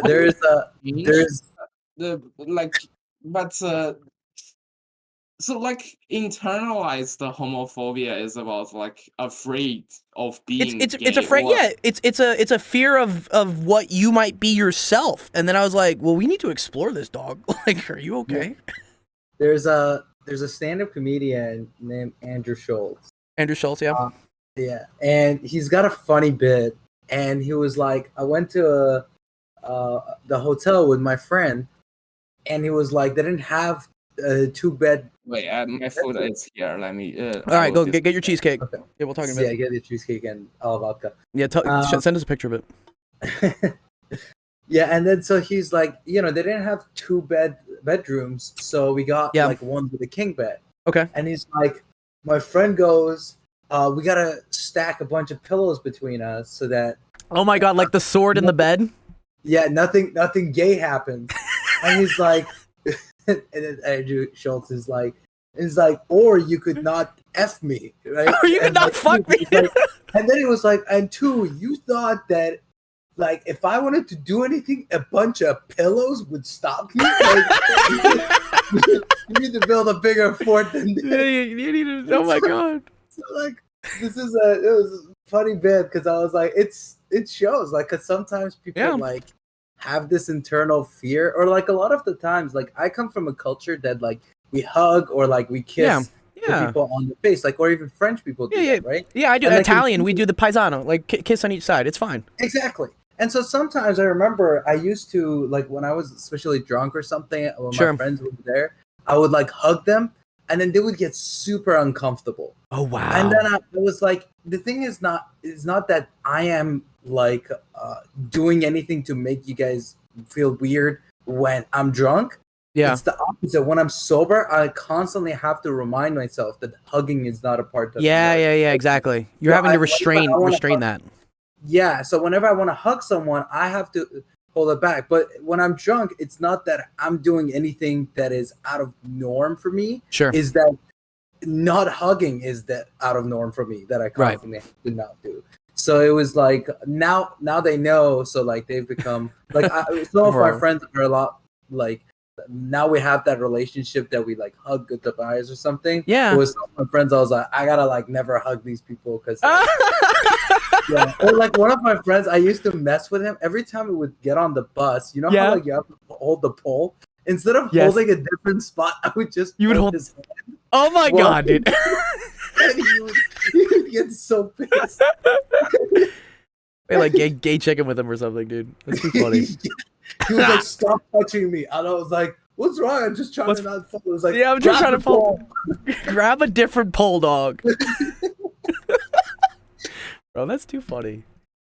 Yeah, you know, I always say I'm a hugger too. Like anytime I meet people, I hug, I kiss you on the cheeks. Like I don't care. Like what, you know, if you have some insecurity about your own sexuality or whatnot, like you got to deal with that. You know, that's not my fault. That's not my issue. But yeah, it's I wonder where this, for instance, this like fear thing comes from, and it's something where I think because there is this like, I don't know, this year felt like Pride Year was kind of like a more of a battleground, right? You know, you had the whole Bud Light controversy happening. You had Target like pulling the gay stuff from the front of their stores in the South. They were putting it in the back because they were losing money and whatnot. Damn, okay. I don't know what's going on. I know the Bud Light thing that people were like shooting up cans and everything. Oh yeah. No, Bud Light is still Bud Light, my Bud Light's terrible. Yeah. Yeah, like pick a better beer. Yeah, it's a shitty ass beer. Well, honestly, like Bud Light, like really fucked up. Like trying to, they went too far. I was like, your audience is not transgender people. Bud Light, it's not. Like your audience are like gun-toting conservatives who drink shitty beer. You kind of poke the bear there. But yeah, if you put the logo on the floor of the UFC, you gotta know who your audience is. Didn't they lose millions of dollars? Dude, they've lost $27 billion, dude. Yeah, there you go, $27 billion. But then they freaking what you call it? They fired the person that did the ad. Yeah, she was a woman, and what was her name? Yeah. I forget. Yeah, she was the director of advertising. No, she was a she. No, it was a she. But yeah, wasn't they transgender? No, she's not transgender. She's just it was a Bud Light advertising woman. Yeah, I know who her name is. She's German, I think, is what she is. But anyways, I mean, yeah, it was this one, Alyssa Heinerscheid. That's her name. Yeah, yeah. She got like fired for that. But anyways, yeah, I don't know. I felt it's you know it. We were talking about this yesterday, right? We were talking about pendulums, right, and corrections and whatnot. And I think there does need to be more tolerance, more acceptance, more like this is okay. There's nothing really wrong with it. Be gay, be trans. I don't care. Do what you want. But in like trying to do that too quickly, we end up hitting a point where like the pendulum starts swinging the other way because then you end up pissing off too much. People can't change that quickly is the problem. I think we're trying to change society like very rapidly. And you have these people that have been on this earth for 60, 70 years and have always thought that the world is one way. And you're suddenly telling them towards the end of their life that like, no, it's actually this way. And of course there's going to be a backlash. And I don't know. I think there's a way to maybe ease into it a little bit. You know, I maybe that's, I don't know. Sometimes perspective is like a huge thing because I remember I saw this clip of this Republican, I guess, representative, and he was making some really good points, which I was like, whether like the angle that he's coming from, like it's very unique, and like I never thought about it that way. And when he said that, I was like, people need to do a better job of communicating. Yeah. And he said when he was young, he was like, I fought for Black people so that they don't have to like have a different bathroom. Because he was like, when I was younger, he was like, there used to be bathrooms or dormitories that said no Blacks. And then he was like, but now we're getting funding so that Black people have a different dormitory. And it comes from a different place completely. It's not discrimination anymore. Right. But it is also a good point because he said that we fought so that everyone can be integrated, but now we are separating people. And so like the reasons could be completely different, but it's kind of hard to try to be like, hey dude, like we're going to do this, and the guy can't be on board. He's like, no, like what are we doing? We're like, I fought for this thing to not be a thing, and then people have to be like, oh no, this is completely different. Whether like whoever is right or wrong, like it's just a completely different perspective when you have that. Okay, I'm back. Yeah, you know, it's interesting. I think You know, yeah, right. We wanted, you know, in the integration thing of like everyone's the same, whatever, blah blah blah blah blah. And then nowadays we do it where like things are separate and people get different treatment and privileges. But it's honestly because like, you know, certain groups don't start the race at the same point. You know. Yeah. Right. You know. So you need to make a statement or release about affirmative action. Yeah. You know, I have such debates about affirmative action because, you know, on one hand, yes, I think everything should be based truly on merit and intelligence and whatever.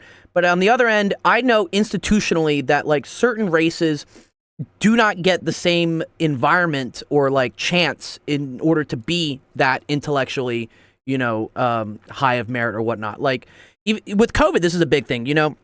You had a lot of minorities and poor families that got absolutely wrecked during COVID because they only own one computer in the house. You know, and so when 4 kids have to try to learn off of one computer online, no one's going to fucking learn. And so that's why they end up like doing even worse. And so should those people get some special treatment when trying to get into college? Yeah, because they had a shittier time and it wasn't their fault. Exactly. Or like another thing is like there's already for founding. Sorry, what? Sorry, what, Ramsey? You need to put all of these, what you said, on your website. So for the funding. I see. I can maybe make a statement about it. I think another thing is also like you know, we already see a lot of people who their parents donate, you know, quote unquote, to universities, and then you know these like the kids are dumber than a brick, and then they're getting into Harvard, right? Yep. The nepotism. Yeah, exactly, right. And so like there's really smart people in Harvard, but there is like some really dumb people in Harvard too, right? And so like they go there because and they end up always being fine because it's always about the networking. They know all the money. People. Follow the money. Anyways, so the whole point is if there is affirmative action, right? And it's a very hard thing to discuss because from one angle, people are always talking about the few. There's a bunch of people that missed out that didn't get in because of their merits. Sure. And there is a whole bunch of people that got in without their merit also.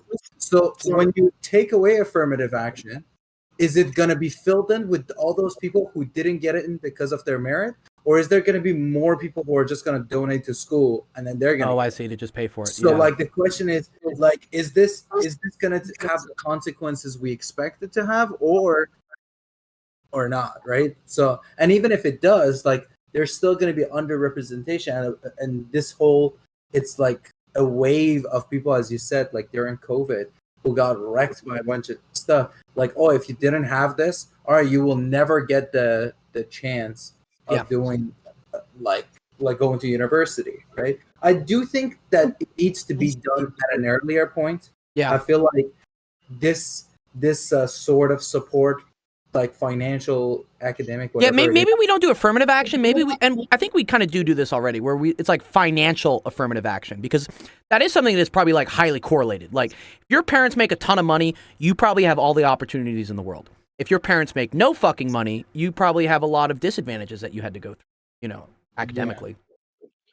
You know, because it's also very hard to like. Sorry, go on. No, go on. You're good.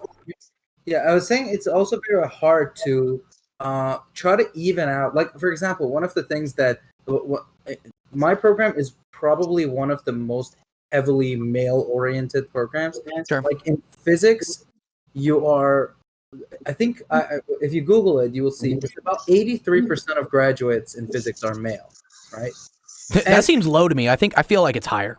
Yeah, I feel like that to me to my class was like 90 something people, was like 5 or 6 girls. But even that, like 83%.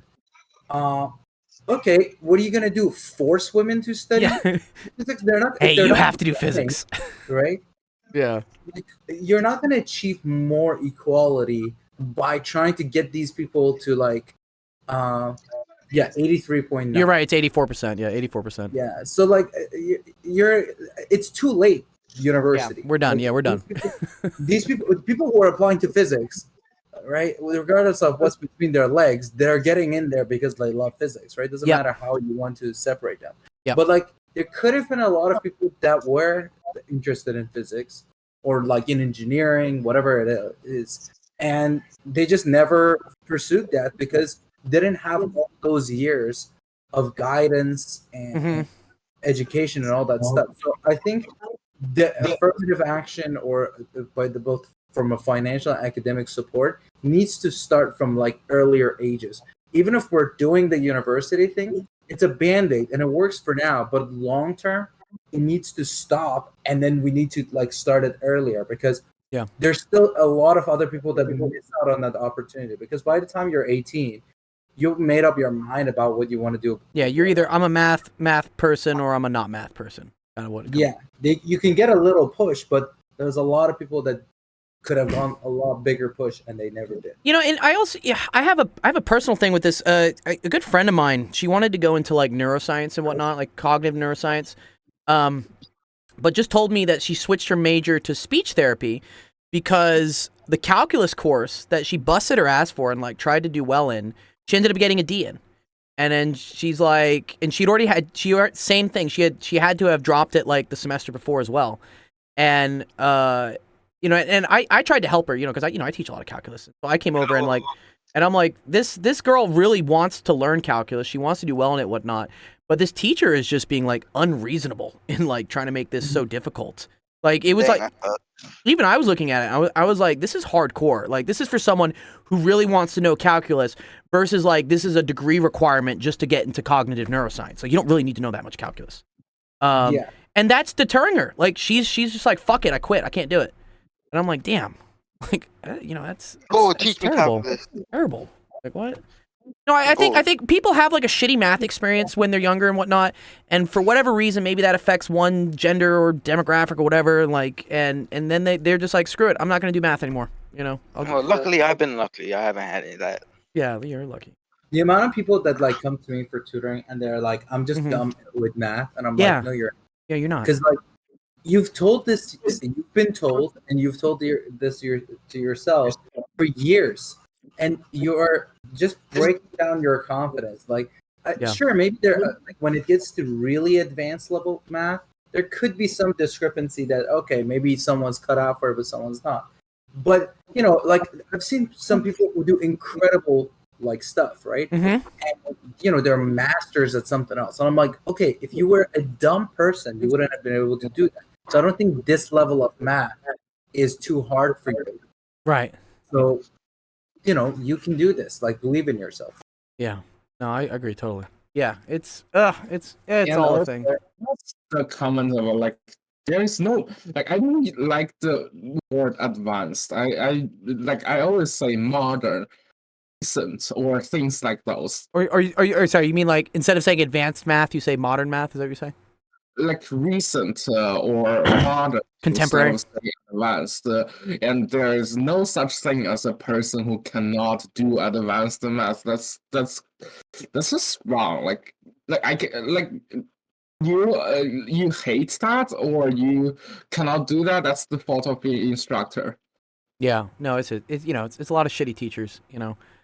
Yeah, it's a whole thing. Actually, Hypatia, I have a good question for you, but it's just circling back real quick to the affirmative action thing, because this actually, you know, this is kind of a double-edged sword, especially for Chinese students, right? Asian Americans, where like typically affirmative action has prevented them, right, from getting into certain colleges, right? Because they oversaturate, they have the best grades, right? You know, they end up, you know, for whatever reason, my dad calls this like the initiative, like, culture or whatnot, where like, you know, Asian Americans or whatever from Asia tend to focus very heavily on doing well academically in grades and whatnot. And so, you know, are they kind of like celebrating that affirmative action is gone? Because now they're like, okay, now we don't have this bias against us trying to get in. Some of them they are, but I am not. Well, I know you're a good person. Privilege. Being good at these stuff is a privilege. Yeah. So yeah, completely. I like if there is a person who needs, say, a PhD admission that I am applying for, and I get it. They didn't get it. It's like I give mine to them.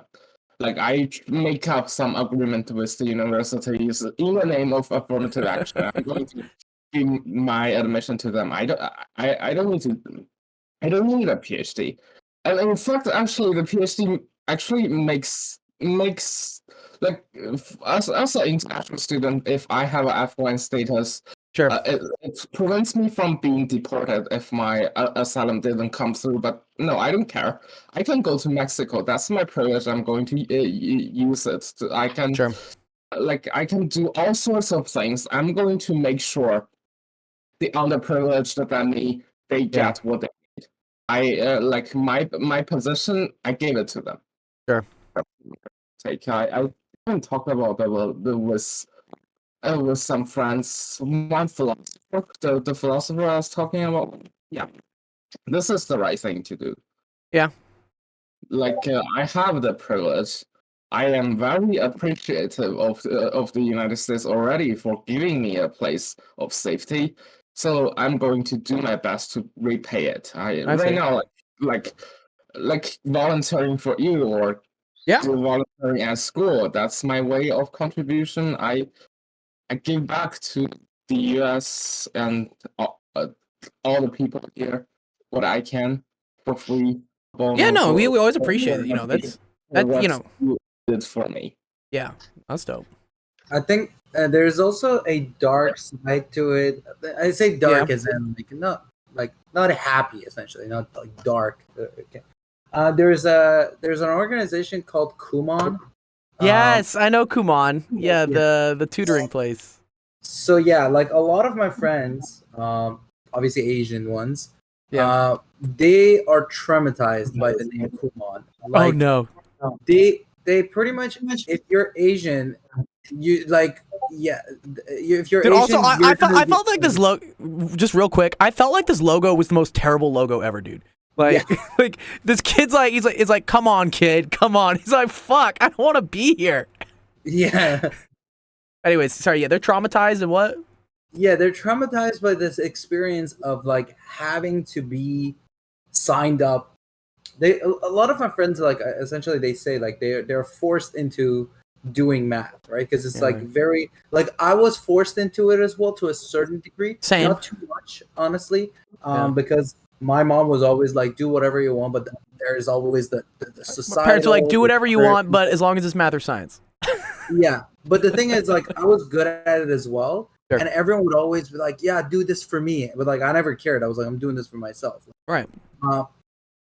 But there is that societal expectations or like, you know, from family that, you know, people are really forced into going into like, you know, pursuing math or pursuing medicine, right? Like, you know, it's pretty much like they're like, are you going to become engineer, right, doctor, lawyer, or a failure, right? Like that's like pretty much the options. And so when it comes to there's another thing.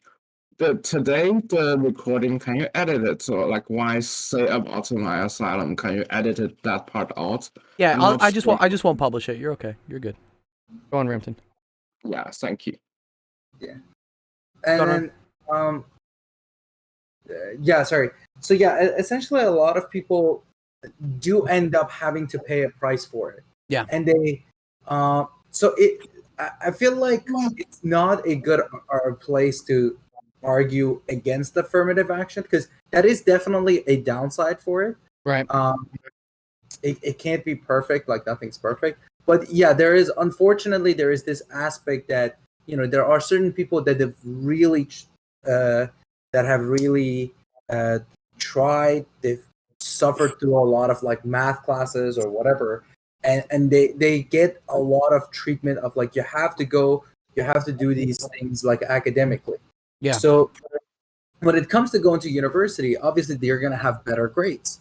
So the fact that they are not being rewarded for that, essentially, it does seem like this hardening for a lot of people that, like, you know, I work really hard and I don't get to university. However, the other downside of it is that, you know, you can only do that for so long because when you go to university, there's no more like. There's no more Kumon. There's no more tutoring. There's no more of this. There's no more tutoring. Nobody's holding your hand.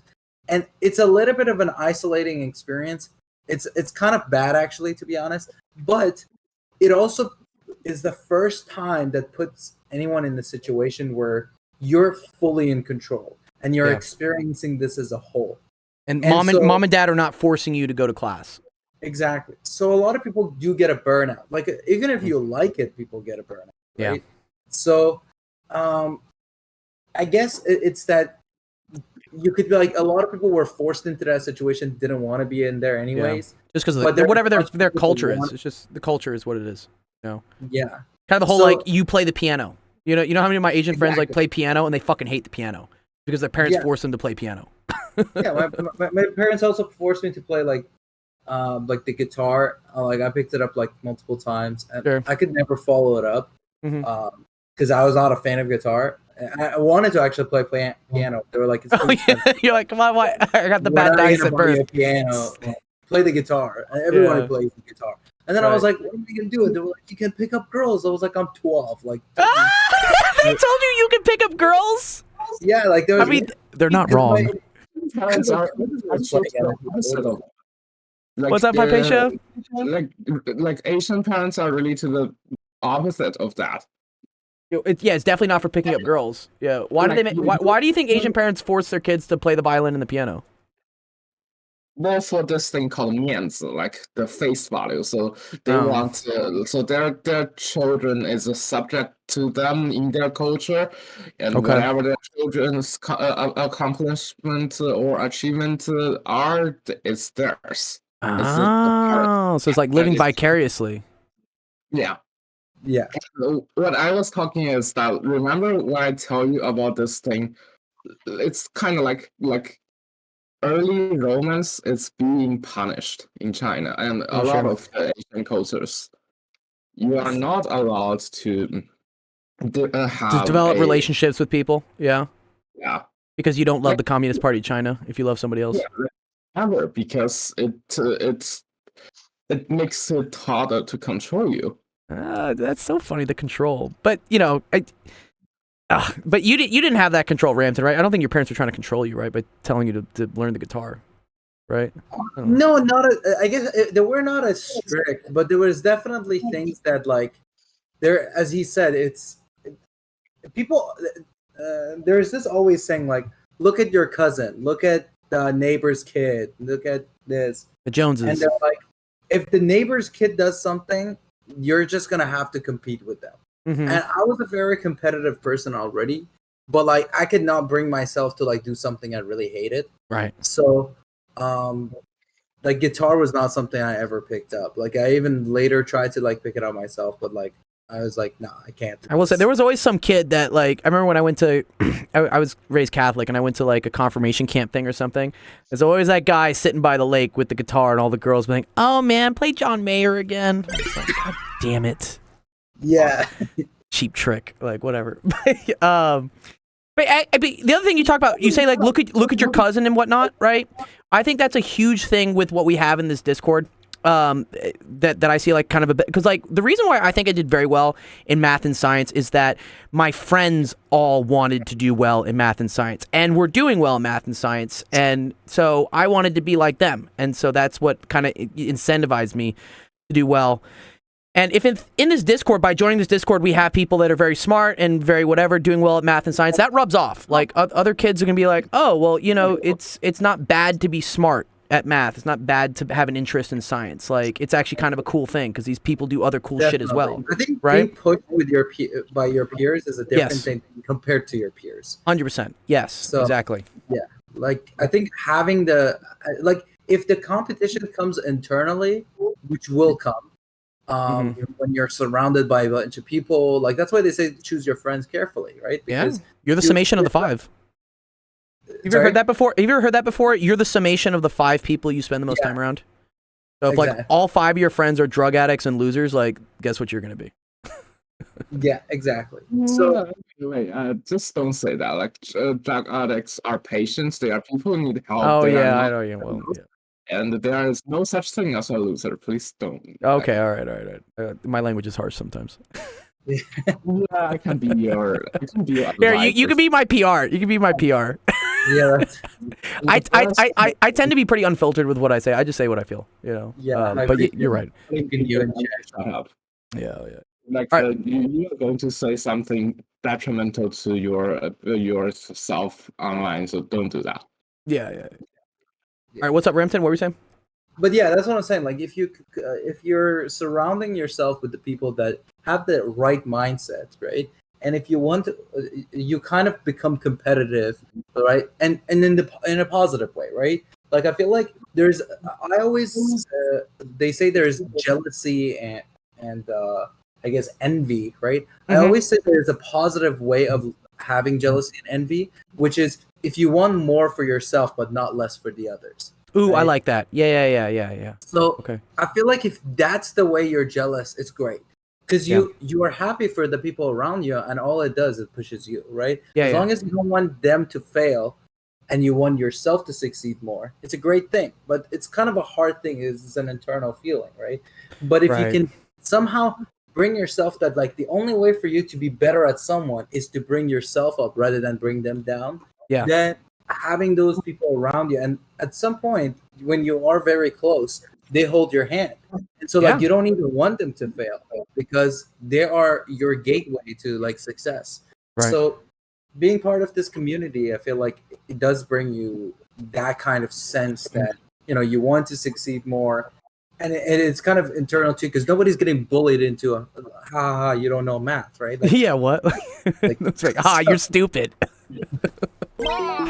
Oh, yeah. No, I agree. Yeah, it's also, you know, the jealousy and envy thing. I feel like a lot of people sometimes when they start like trying to like tear you down or bring you down or whatnot, it's because they're projecting some insecurity that they have with themselves. You know? Yeah. It's you're just like, oh, I'm not smart enough, so I'm just gonna bring these people down so that they come down to my level. You know, it's just like, well, why don't you just bring yourself up to theirs, and then everyone would be happy. I think having those group of people that support you, because sometimes people just don't think that they have that support group. So, and sometimes when you have the people that kind of constantly try to bring you down, you feel like that's the only way that when you find someone more successful than you, that's the way you interact with them. But then when you have the people that like do lift you up, when you find someone who's more successful than you, then you're like excited. So I think having that right attitude, trying to always help people out, it kind of pushes you in the direction that when you find other people that are more successful than you, when they see you doing that, they know that you have like no harm in mind. So they would be incentivized to help you out as well. Yeah, that's dope. Dope. Let's see. Let's finish up Noise's question because I gotta go in like 10 minutes. Let's see. Why are we here? Let's do that one next time, Noise, because that's a very open-ended question. Why are we here? I like this last one because I think this one would be kind of short and sweet. If you could travel anywhere, where would you go? Ooh, okay. If I could travel anywhere, where would I go? I would travel. So I don't like repeat experiences. I always like to go to new places. And the one area that I have not been to really yet is the Middle East. I would go to the Middle East. I would go to the Middle East, hopefully with a friend that would make sure that my head didn't get chopped off for some reason.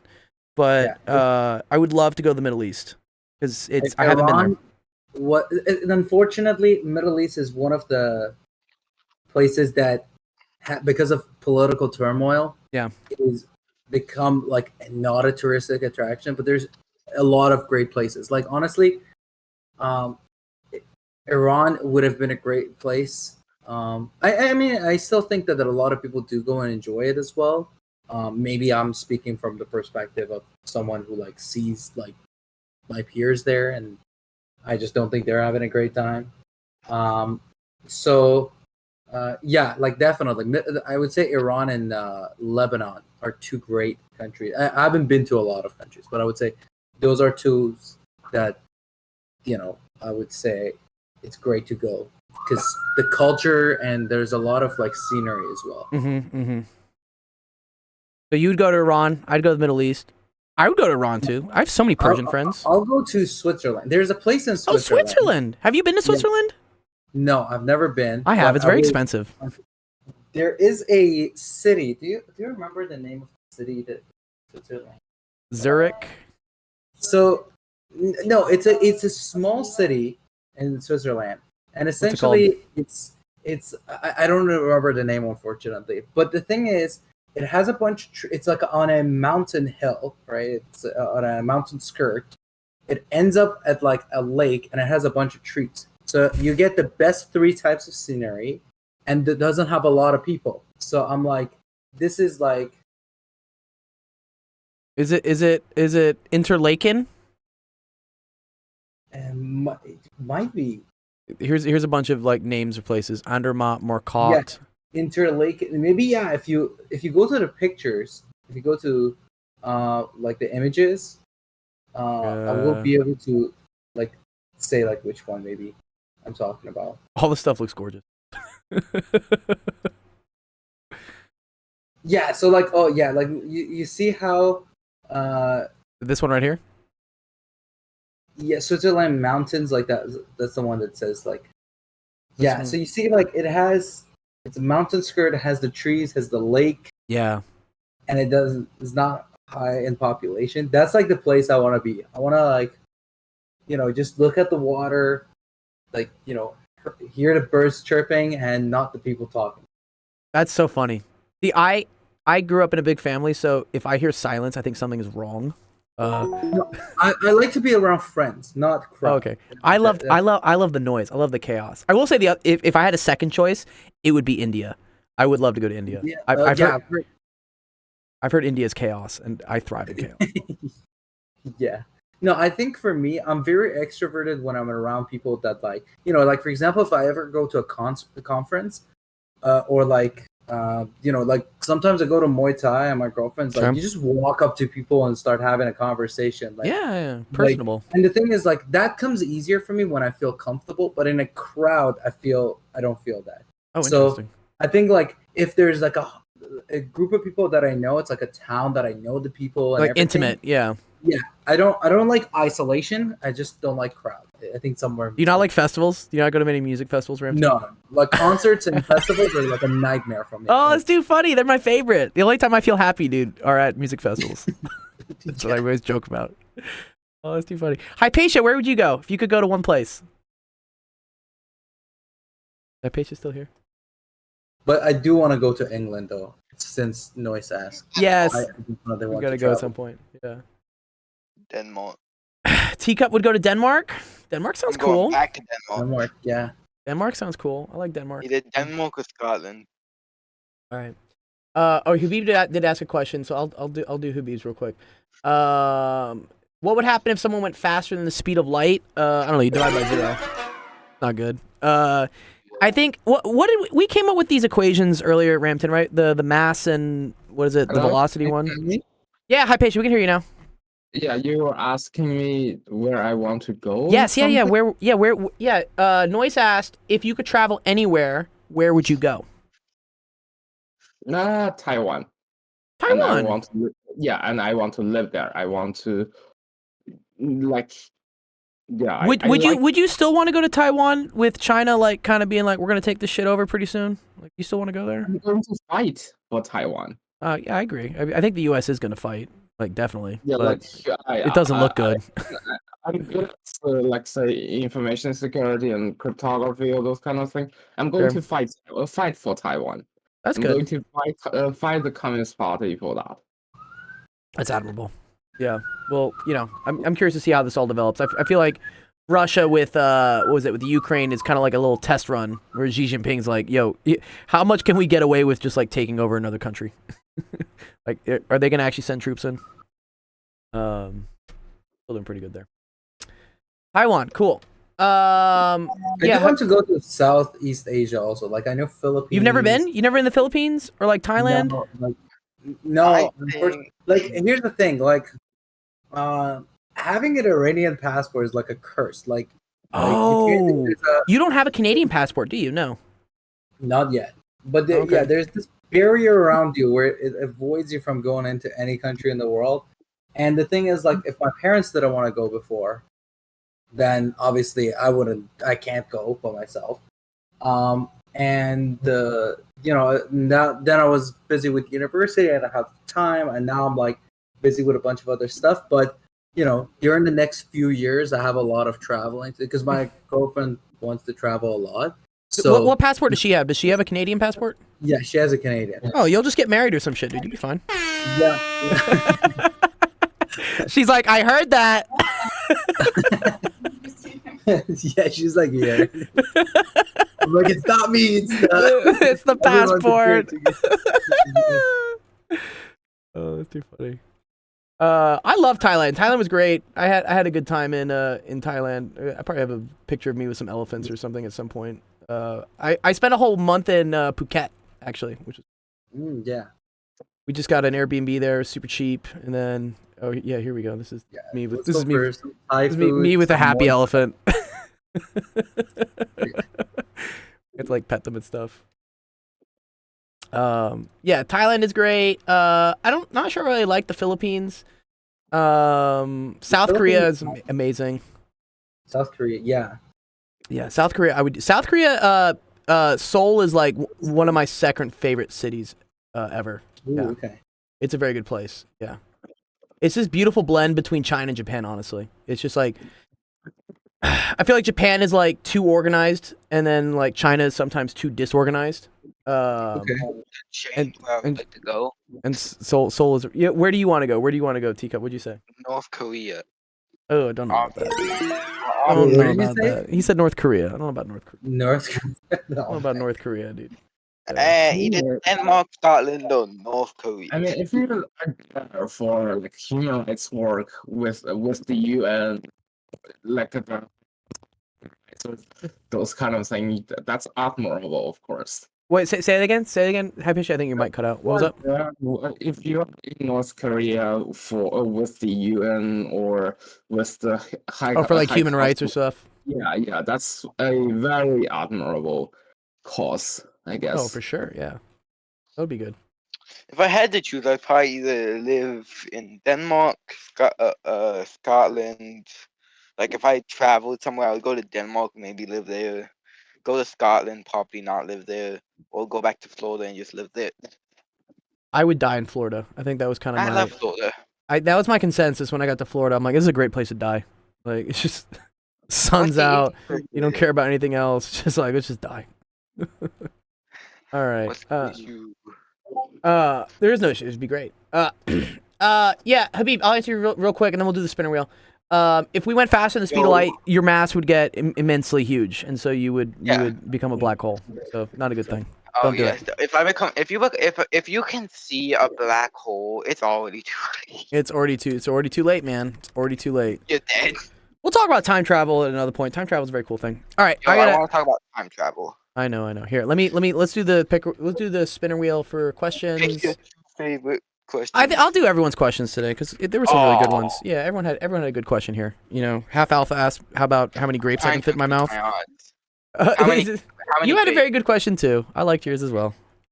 I'm Noise trying had a to good keep my odds of one. winning. I think there's only 5 people in this one. Noise and we went on a lot of fun tangents, and that's what I I love. got this. Noise had Oh, one. And spinner Habib. wheel lords. Yeah. I will give you $1,500 if you let me win Oh, this $10. you got a 1 in 4 chance. 1 in 4 chance. You know? Yeah. Let's see who's gonna get it. Who's gonna get the Discord Nitro? We need some boosts on the server. You know? I need to buy some people some Nitro. Give me the money. I want Who's gonna get to. I want to boost actual education. Yes, dude. Let's do it. Oh, it's gonna go to Oh, Habib thank though. Good job, Habib. From down Now, if you boost the server, I will kill you. Yeah. All good. We'll do more of these. Okay. All right. Cool. All right. That's it for Actual Education Golden Hour. Had an awesome time talking to you guys. Big thank you to Ramton and Hypatia for joining us. I enjoy our discussions. We go down some really cool tangents. Yeah, same. Yeah. I hope everyone else in the chat got some stuff, learned some things. If you have any questions you want to ask for next week, we'll do this again next week. If you have some questions specifically about math or science, we have our office hours stream tomorrow. It's going to be starting an hour later, so that's going to be 5 p.m. Pacific, 7 p.m. Central, 8 p.m. Eastern. We're going to play some Roblox games afterwards, so if you guys play Roblox and you want to think about a fun game for us to play, drop it in the recess chat, and then we'll play that as well. Any closing remarks, Ramton, Hypatia? No. Is your girlfriend? Did your girlfriend pull out the passport? She's like, hey, Ramton, what's up? Yeah, I guess. You want this passport? Yeah. What's up, Hypatia? I do have some other remarks, but it's more about how advices or how in terms of funding or things like that Sure. we can later discuss. Yeah, let's discuss this later. You're good. We don't have to do it on the stream. All right, cool. All right, well, thank you, everyone. Really appreciate having you guys by. I'll get you the nitro today, Habib. Don't worry about it. And we will see you guys tomorrow on office hours. Have a wonderful rest of your Thursday. I'll see you guys on Friday. All right. Peace out. We're not going to play pop.